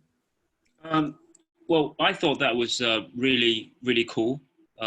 So there's one particular slide I wanted to share, which is not on the slide that I share. I'll just share this particular slide. I think, by the way, it's really awesome how you've came from the beginning and to where you are now, Benson. I don't think the audience know enough. I think you should definitely share more. I'd be interested to definitely learn more about your story as well, from where you started, with a few person to where you are now with almost 100 staff, managing loads of people as well as a client base. You're definitely a very humble beginning, and you're naturally a very humble person. So respect to that completely. So I when you mentioned about growth hack, there's one particular strategy I wanted to share, which was here. Let me just share this particular slide. Can you guys see the screen? Yep. So yeah. So now, when we first started, this 2016 in Busan, which is where we met our first investor, by the way. I was the sole founder, and the guy next to me is a part-timer, and the guy on the left is just a friend, his personal friend. So I basically had very little. I had no money, basically. I had no money, no resources, no investor, nothing, right? So and the guy in the middle, Hwang, he basically mentioned, hey, can we I think we should go to an exhibition. I think we should try overseas, because what we're doing now is quite unique anyway, and no companies was doing that. Let's go to overseas and get more overseas clients, because there's not many app company in Hong Kong, so we can't just be staying in Hong Kong and assume that we'll get client, which he made a very valid point, right? So I basically contacted the nearest exhibition, which was at that time November, Busan. We had about 3 weeks preparation before we had to travel to Busan, South Korea. And so I was scratching my head thinking of ideas. How can we compete with these large companies? You can see it was a tiny booth and there was no decoration. There was a banner printed here and all these bags and stuff. That was it. And then a part-timer and a friend. That was the team. You should have seen some of the massive booths, like 100 times bigger, with, they hired even like models and local, loads of nice stuff. They were giving out loads of nice stuff. So I came up with an idea, which was the bag, as you can see here, the bag. Why? Because I contacted the exhibition center. I asked them, hey, do you guys have any gifts? Do you guys offer to give out any stuff? They're like, oh no, we don't give out anything. I'm like, okay, but we have lots of brochures and leaflets. I'm like, okay. So, and they also said that loads of those businesses at the booths would give out freebies, these bank, like charging banks and USBs and whatnot, and just freebies. So my idea, there was an epiphany struck, which was, okay, so all these people, companies and booths are giving out freebies. They need something to put them inside, right? Because they can't be carrying all those stuff. So I'm like, okay, let's produce bags so they can put their freebies inside. So you can imagine, I basically made 5,000 of these bags, and we were giving them out at the exhibition center. And the amount of traction we got was phenomenal. The growth had clearly worked, because everyone at the time was walking around with a green bag. And to a point where the title sponsor, which was for free at the time, by the way, they're massive, they complained about us to the exhibition organization and said that they had to give us warning. So the growth hack was that I said to my friends and at that time I said, look, I'm not bringing these 5,000 bags back. These bags are here to stay. So I'm going to give them out to anybody that walk past me, in front of me, or around me. So my job wasn't, our task for the first 2 days wasn't there to sell our service. We were there giving bags.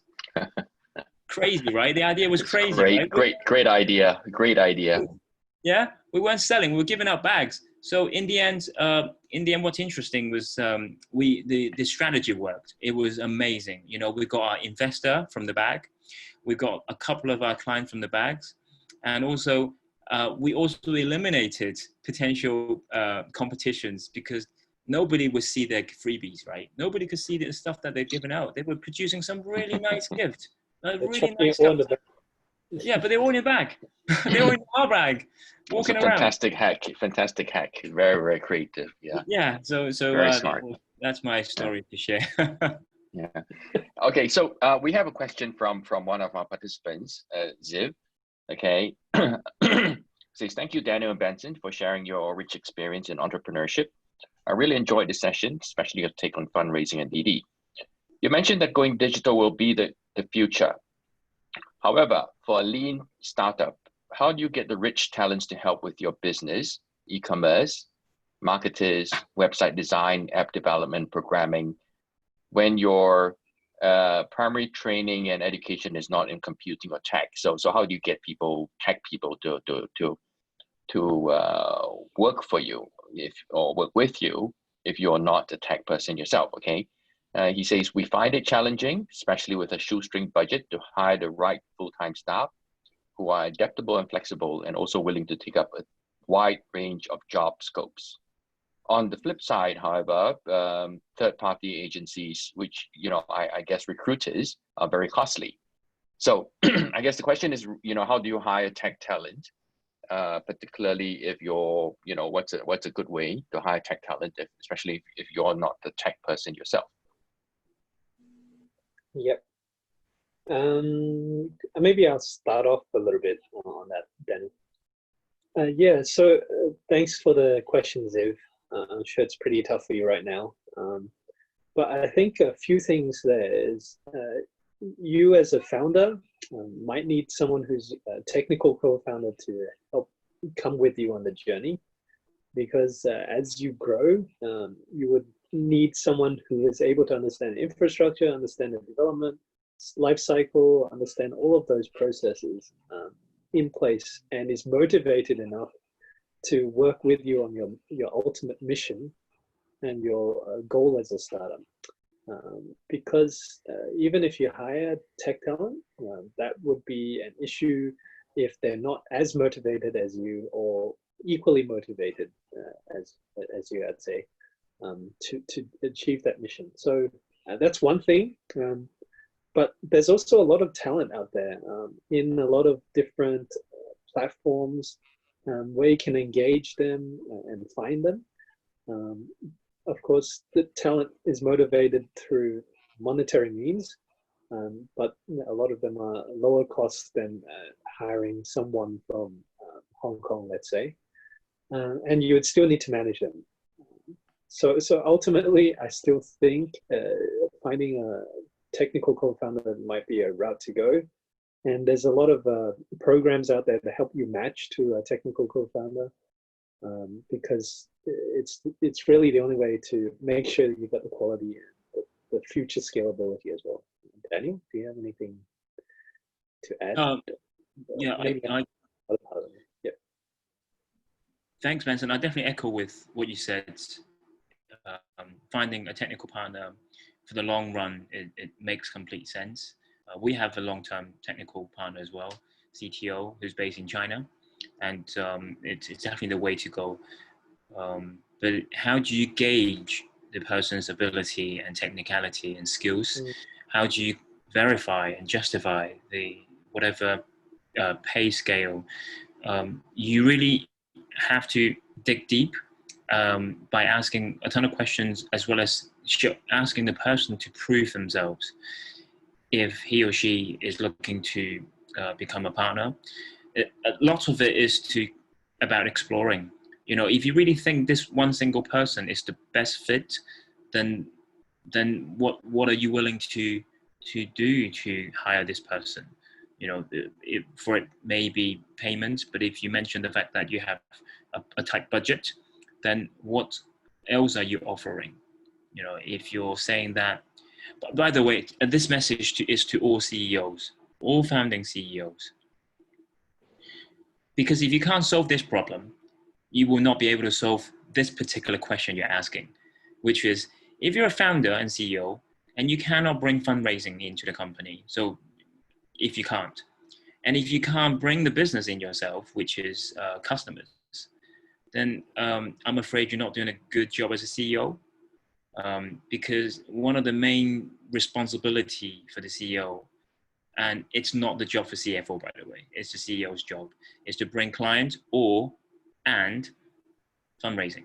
If you couldn't do either, and then you're looking to hire a CTO or someone else, you're going to be short. You're going to be short of cash. You can't really you can't compete if the person's talented, right? Like someone else can come in and offering the person 3 times the salary.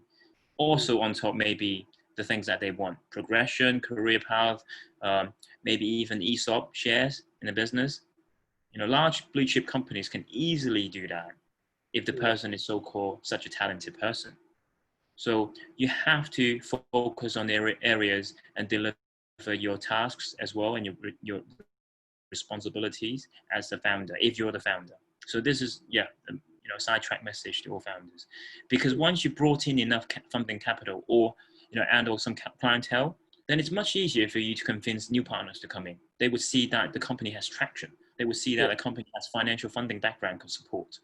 If you don't have either, I mean, the chances of them to jump in from a really good paying role, and or if the person's really talented, who will have naturally a lot of choice and options, but jumping into someone who's not got funding or clientele, I mean, you're asking the person to gamble with you. So unless the person is your family friend or really close friend, again, I highly doubt it. Yeah. And I think as an immediate practical thing, Ziv, there's a service called Lunch Club AI, lunchclub.ai, which you can subscribe to. There's a waiting list though, unless you know someone who can send you an invite. Where you can perhaps find a technical co-founder who is interested in the same mission and goals as you are trying to solve, and be able to convince them to come on board. Again, if it really depends how convincing you are, and then that comes down to a skill of a CEO as well, on how you can make them understand your mission and build the big picture and get them to come on board with you on the journey. But lunchclub.ai is one place, and again, LinkedIn is another place where you can perhaps find guys who are looking to start in startups, and who are technical background as well.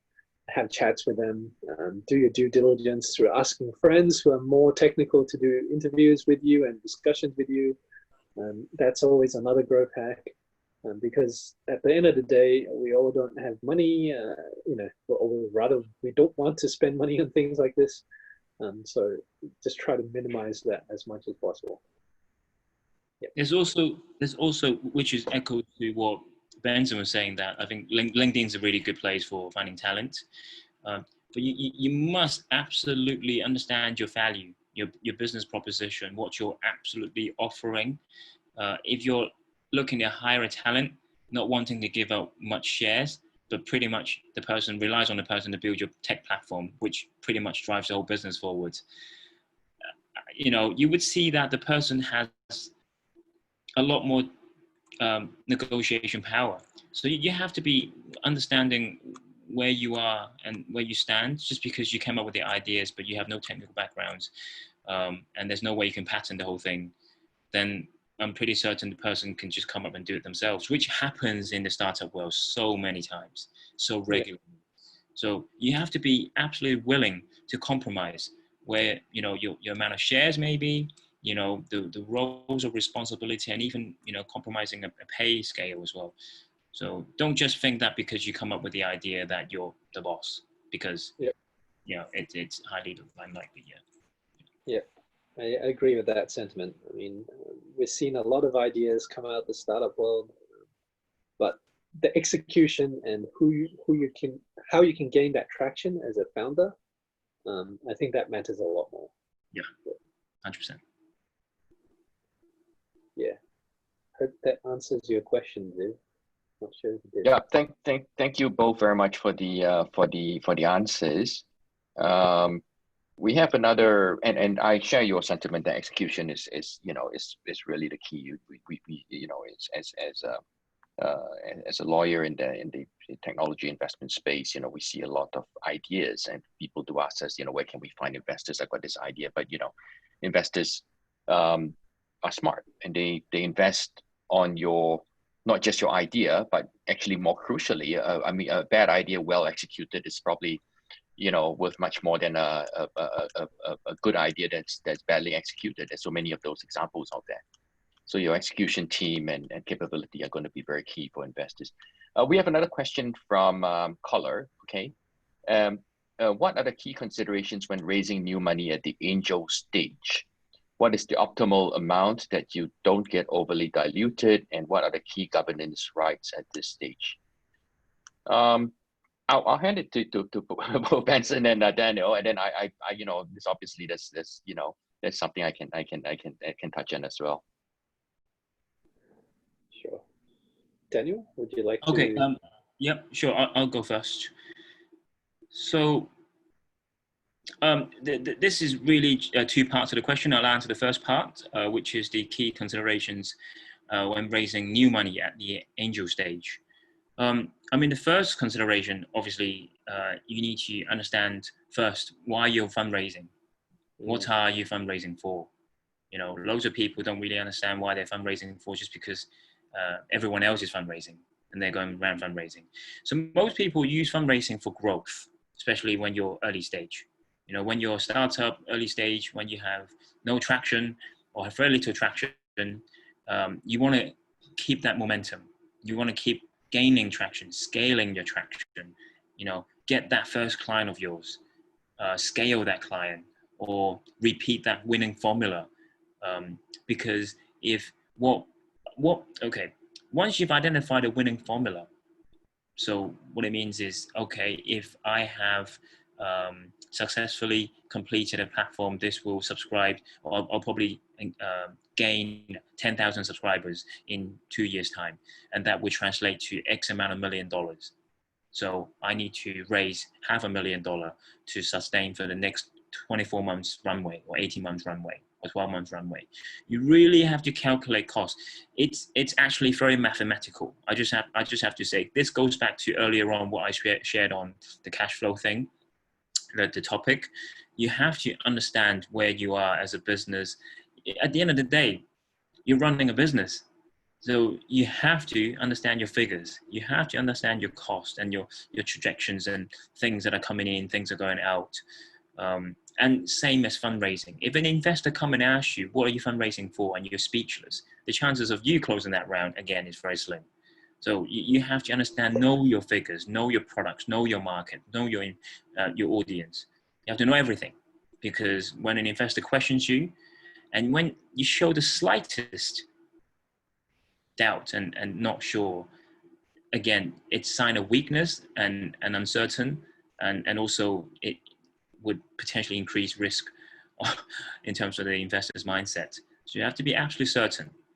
And again, so yeah, once you understand why you're raising money and capital, and what are the areas you're deploying the funds in the next 12 to 18 months, then you have a story, right? You would know where you want to go, the areas you want to go, potential targets, and also the technology you're investing. You also have to understand the cost associated with it.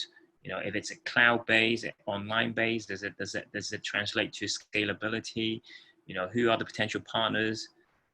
At the end of the day, the startup is a business, so you have to think of it and treat it like a proper business, which includes all the elements of all businesses would consist: cash flow, standard procedures, HR, hiring, fundraising, finance, you know, BD, account manage, scale, referral, platform, stars, all kinds.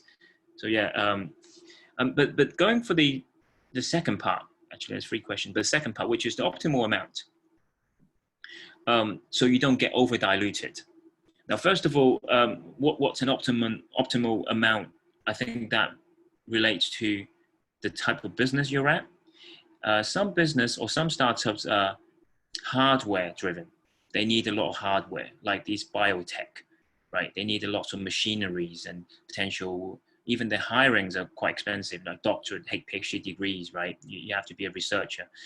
So you have to calculate, again, you have to forecast the cost that you're accumulating, and then that would usually translate to an amount. You know, if you multiply the cost for a month by 12 months, that's your runway for 12 months. So you know, if you need 12 months to survive, then you need to raise that amount.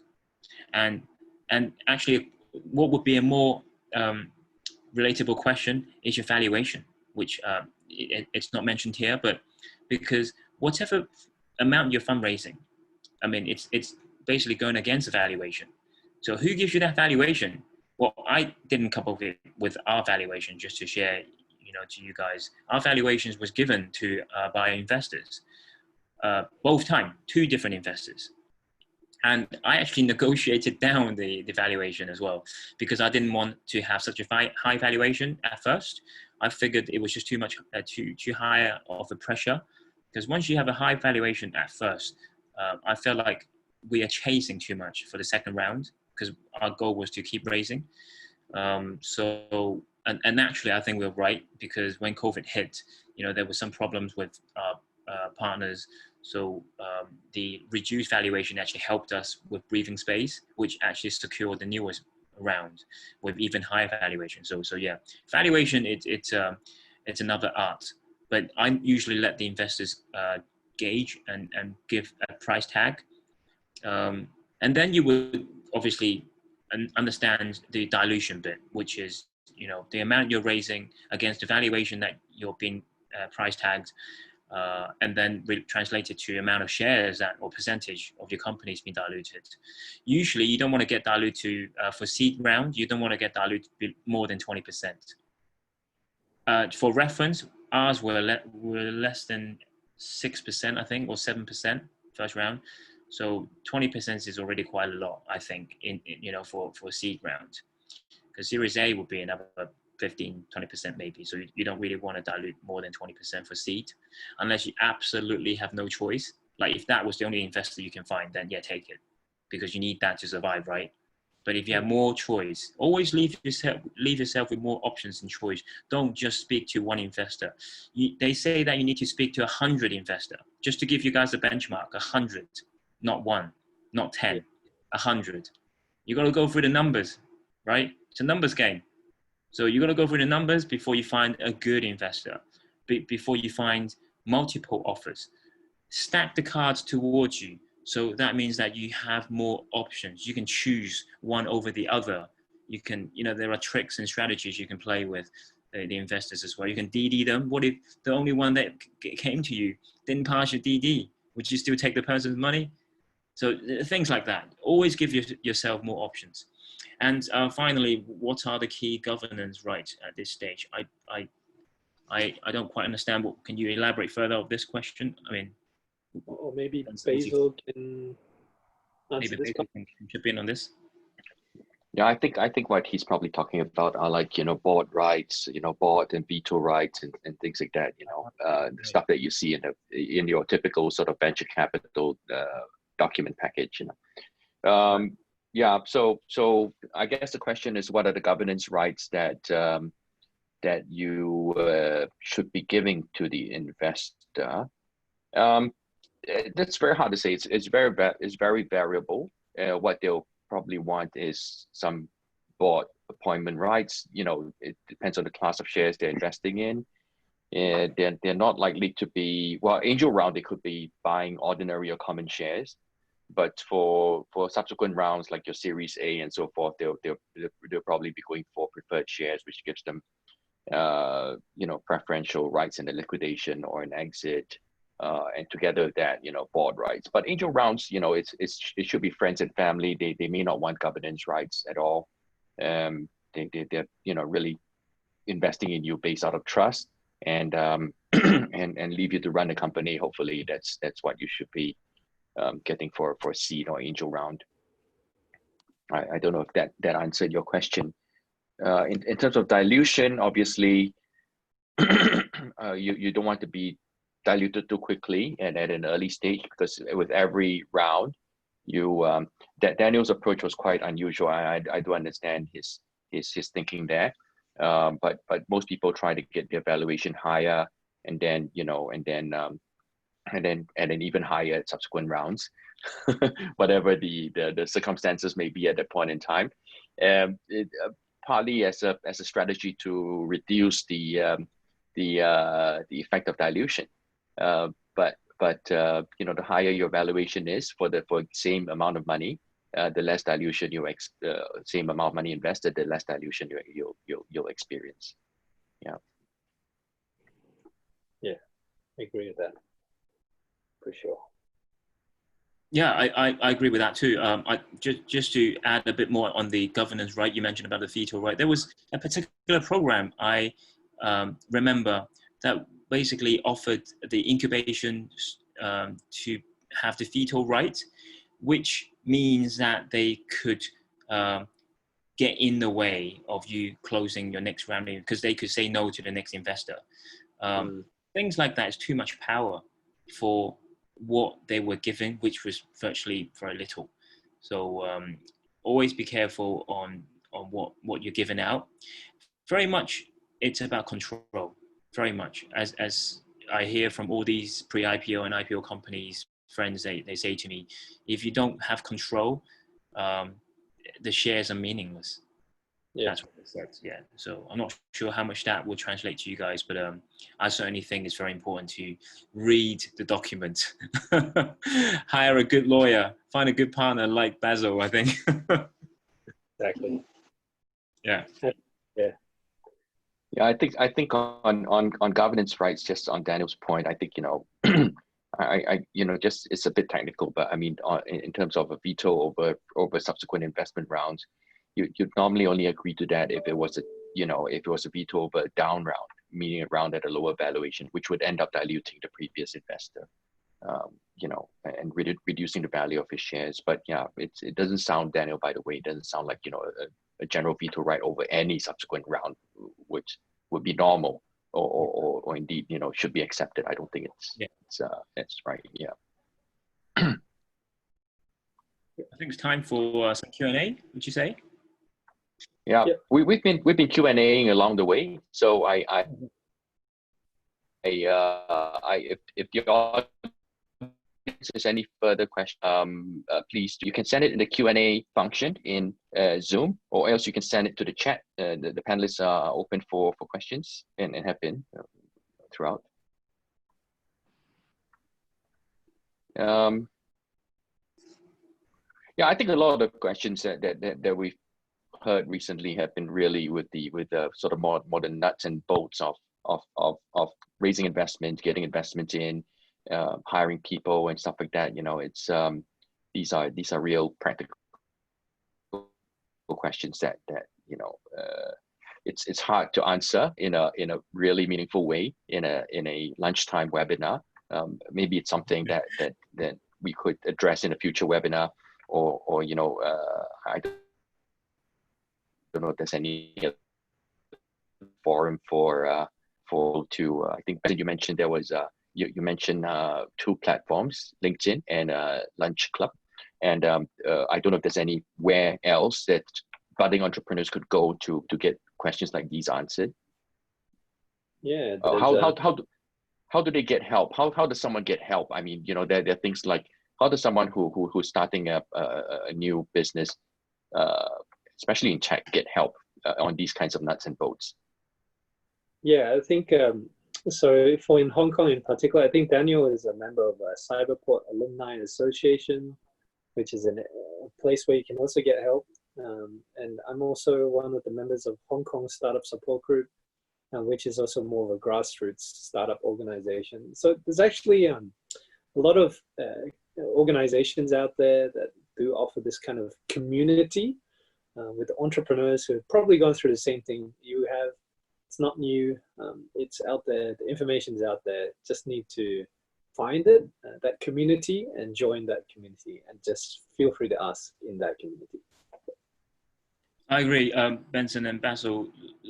There are, in 2020 versus 2014 when we first started, there's a lot more funding programs, incubations, and sources of fundings from various different options, online, offline, globally, by the way, that anyone can just reach out to. Yes, there are more competitions, like more people are fighting for it, but then, governments are actually offering help. We got lots of, or not lots, but we definitely received some kinds of funding. There's TVP, which is the technical funding, which is very popular nowadays. I mean, DBiz, it hasn't really been working out, but it's kind of a funding, I think. But obviously, the Cyberport Incubation program, I would strongly recommend, as well as potentially Science Park and various other incubation programs. It's basically resources and funding they will give out to startups, and they will incubate you, and they will introduce you, connect you with the investor network, which that alone I think is worth it if you're looking to fundraise. You need, I mean, going back to the first question, which Basil was mentioning for this particular topic, is how can anyone who are looking to start up get resources and potential help? I mean, one, you definitely need to reach out to people that are in the startup industry, ask for a mentor, find a mentor, and join one of these incubation programs, because you will learn to be a founder. You will learn how to operate a business. You will also meet other fellow co-founders or founders, entrepreneurs who are similar mindset as you. Then you can learn from them. You can learn from each other, and they will introduce you to the investor network, which you don't use. You wouldn't normally have investor network yourself, right? You wouldn't normally know investors yourself. So they will open doors for you. So these are all really good resources. I strongly recommend you try.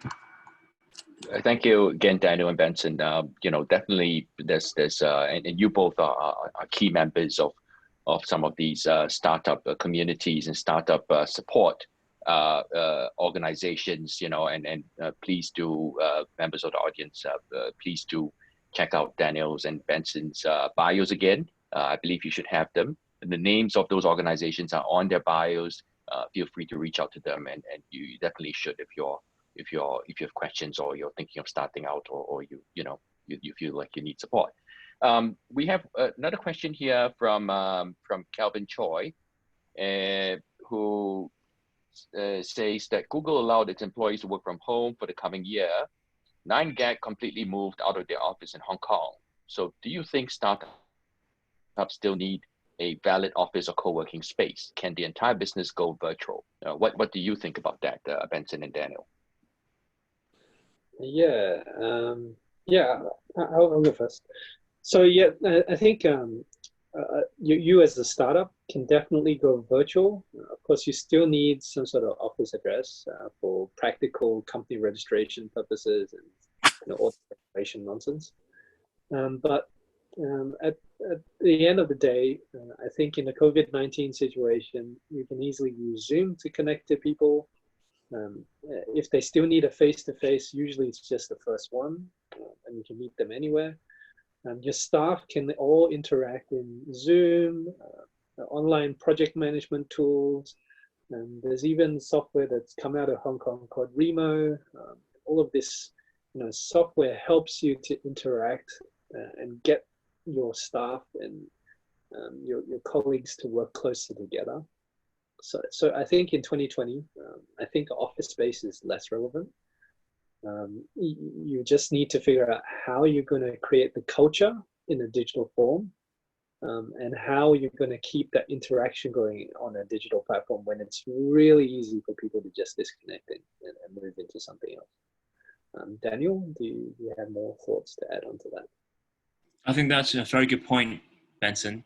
I also agree and echo that.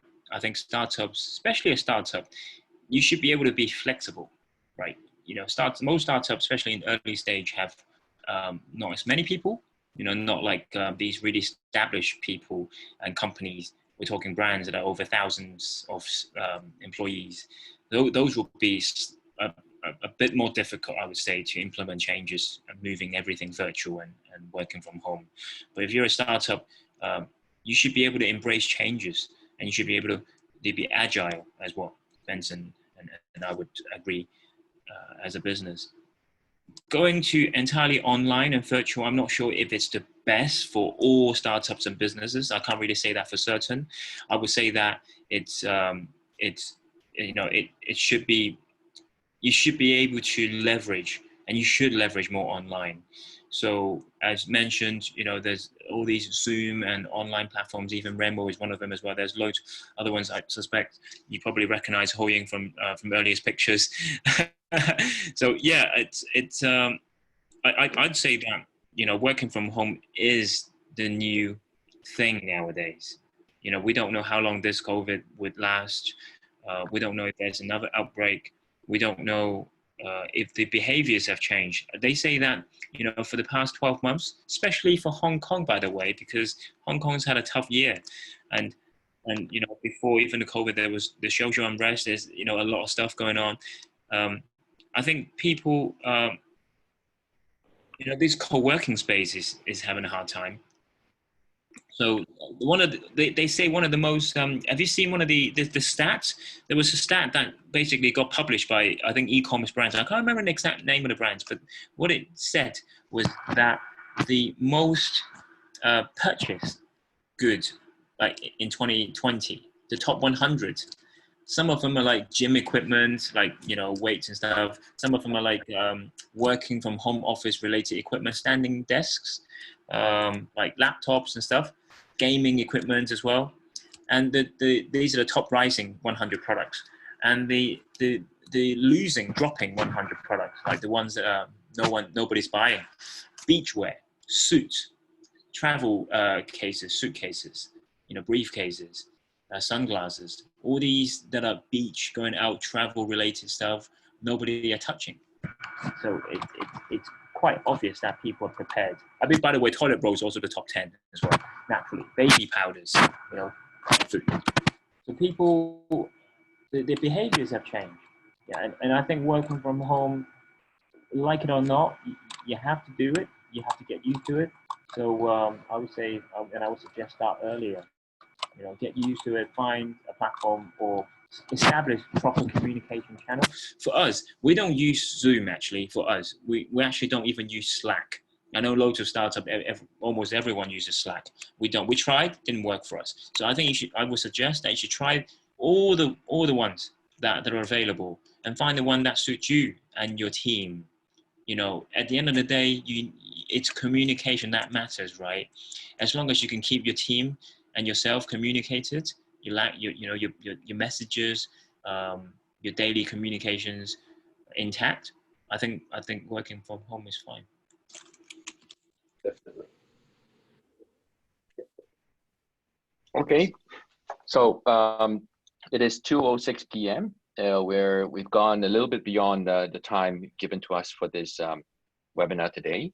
I'd like to thank Benson and Daniel for being such instructive and helpful speakers today, and giving us the time, sharing with us their experiences. The best way, I guess, you know, there's no more valuable teacher than someone who's actually done it themselves and you know, and showing you the way. So thank you very much to our speakers, and thank you very much to the audience who stayed through this, or who had to leave us even in the middle, for listening in. You know where to reach Benson and Daniel, and I hope you join us for our future conferences. Thank you, Helen and also Sylvia for helping to set this up. So thanks everyone, and I think that brings us to the end of the webinar today. Thank you. Thank you.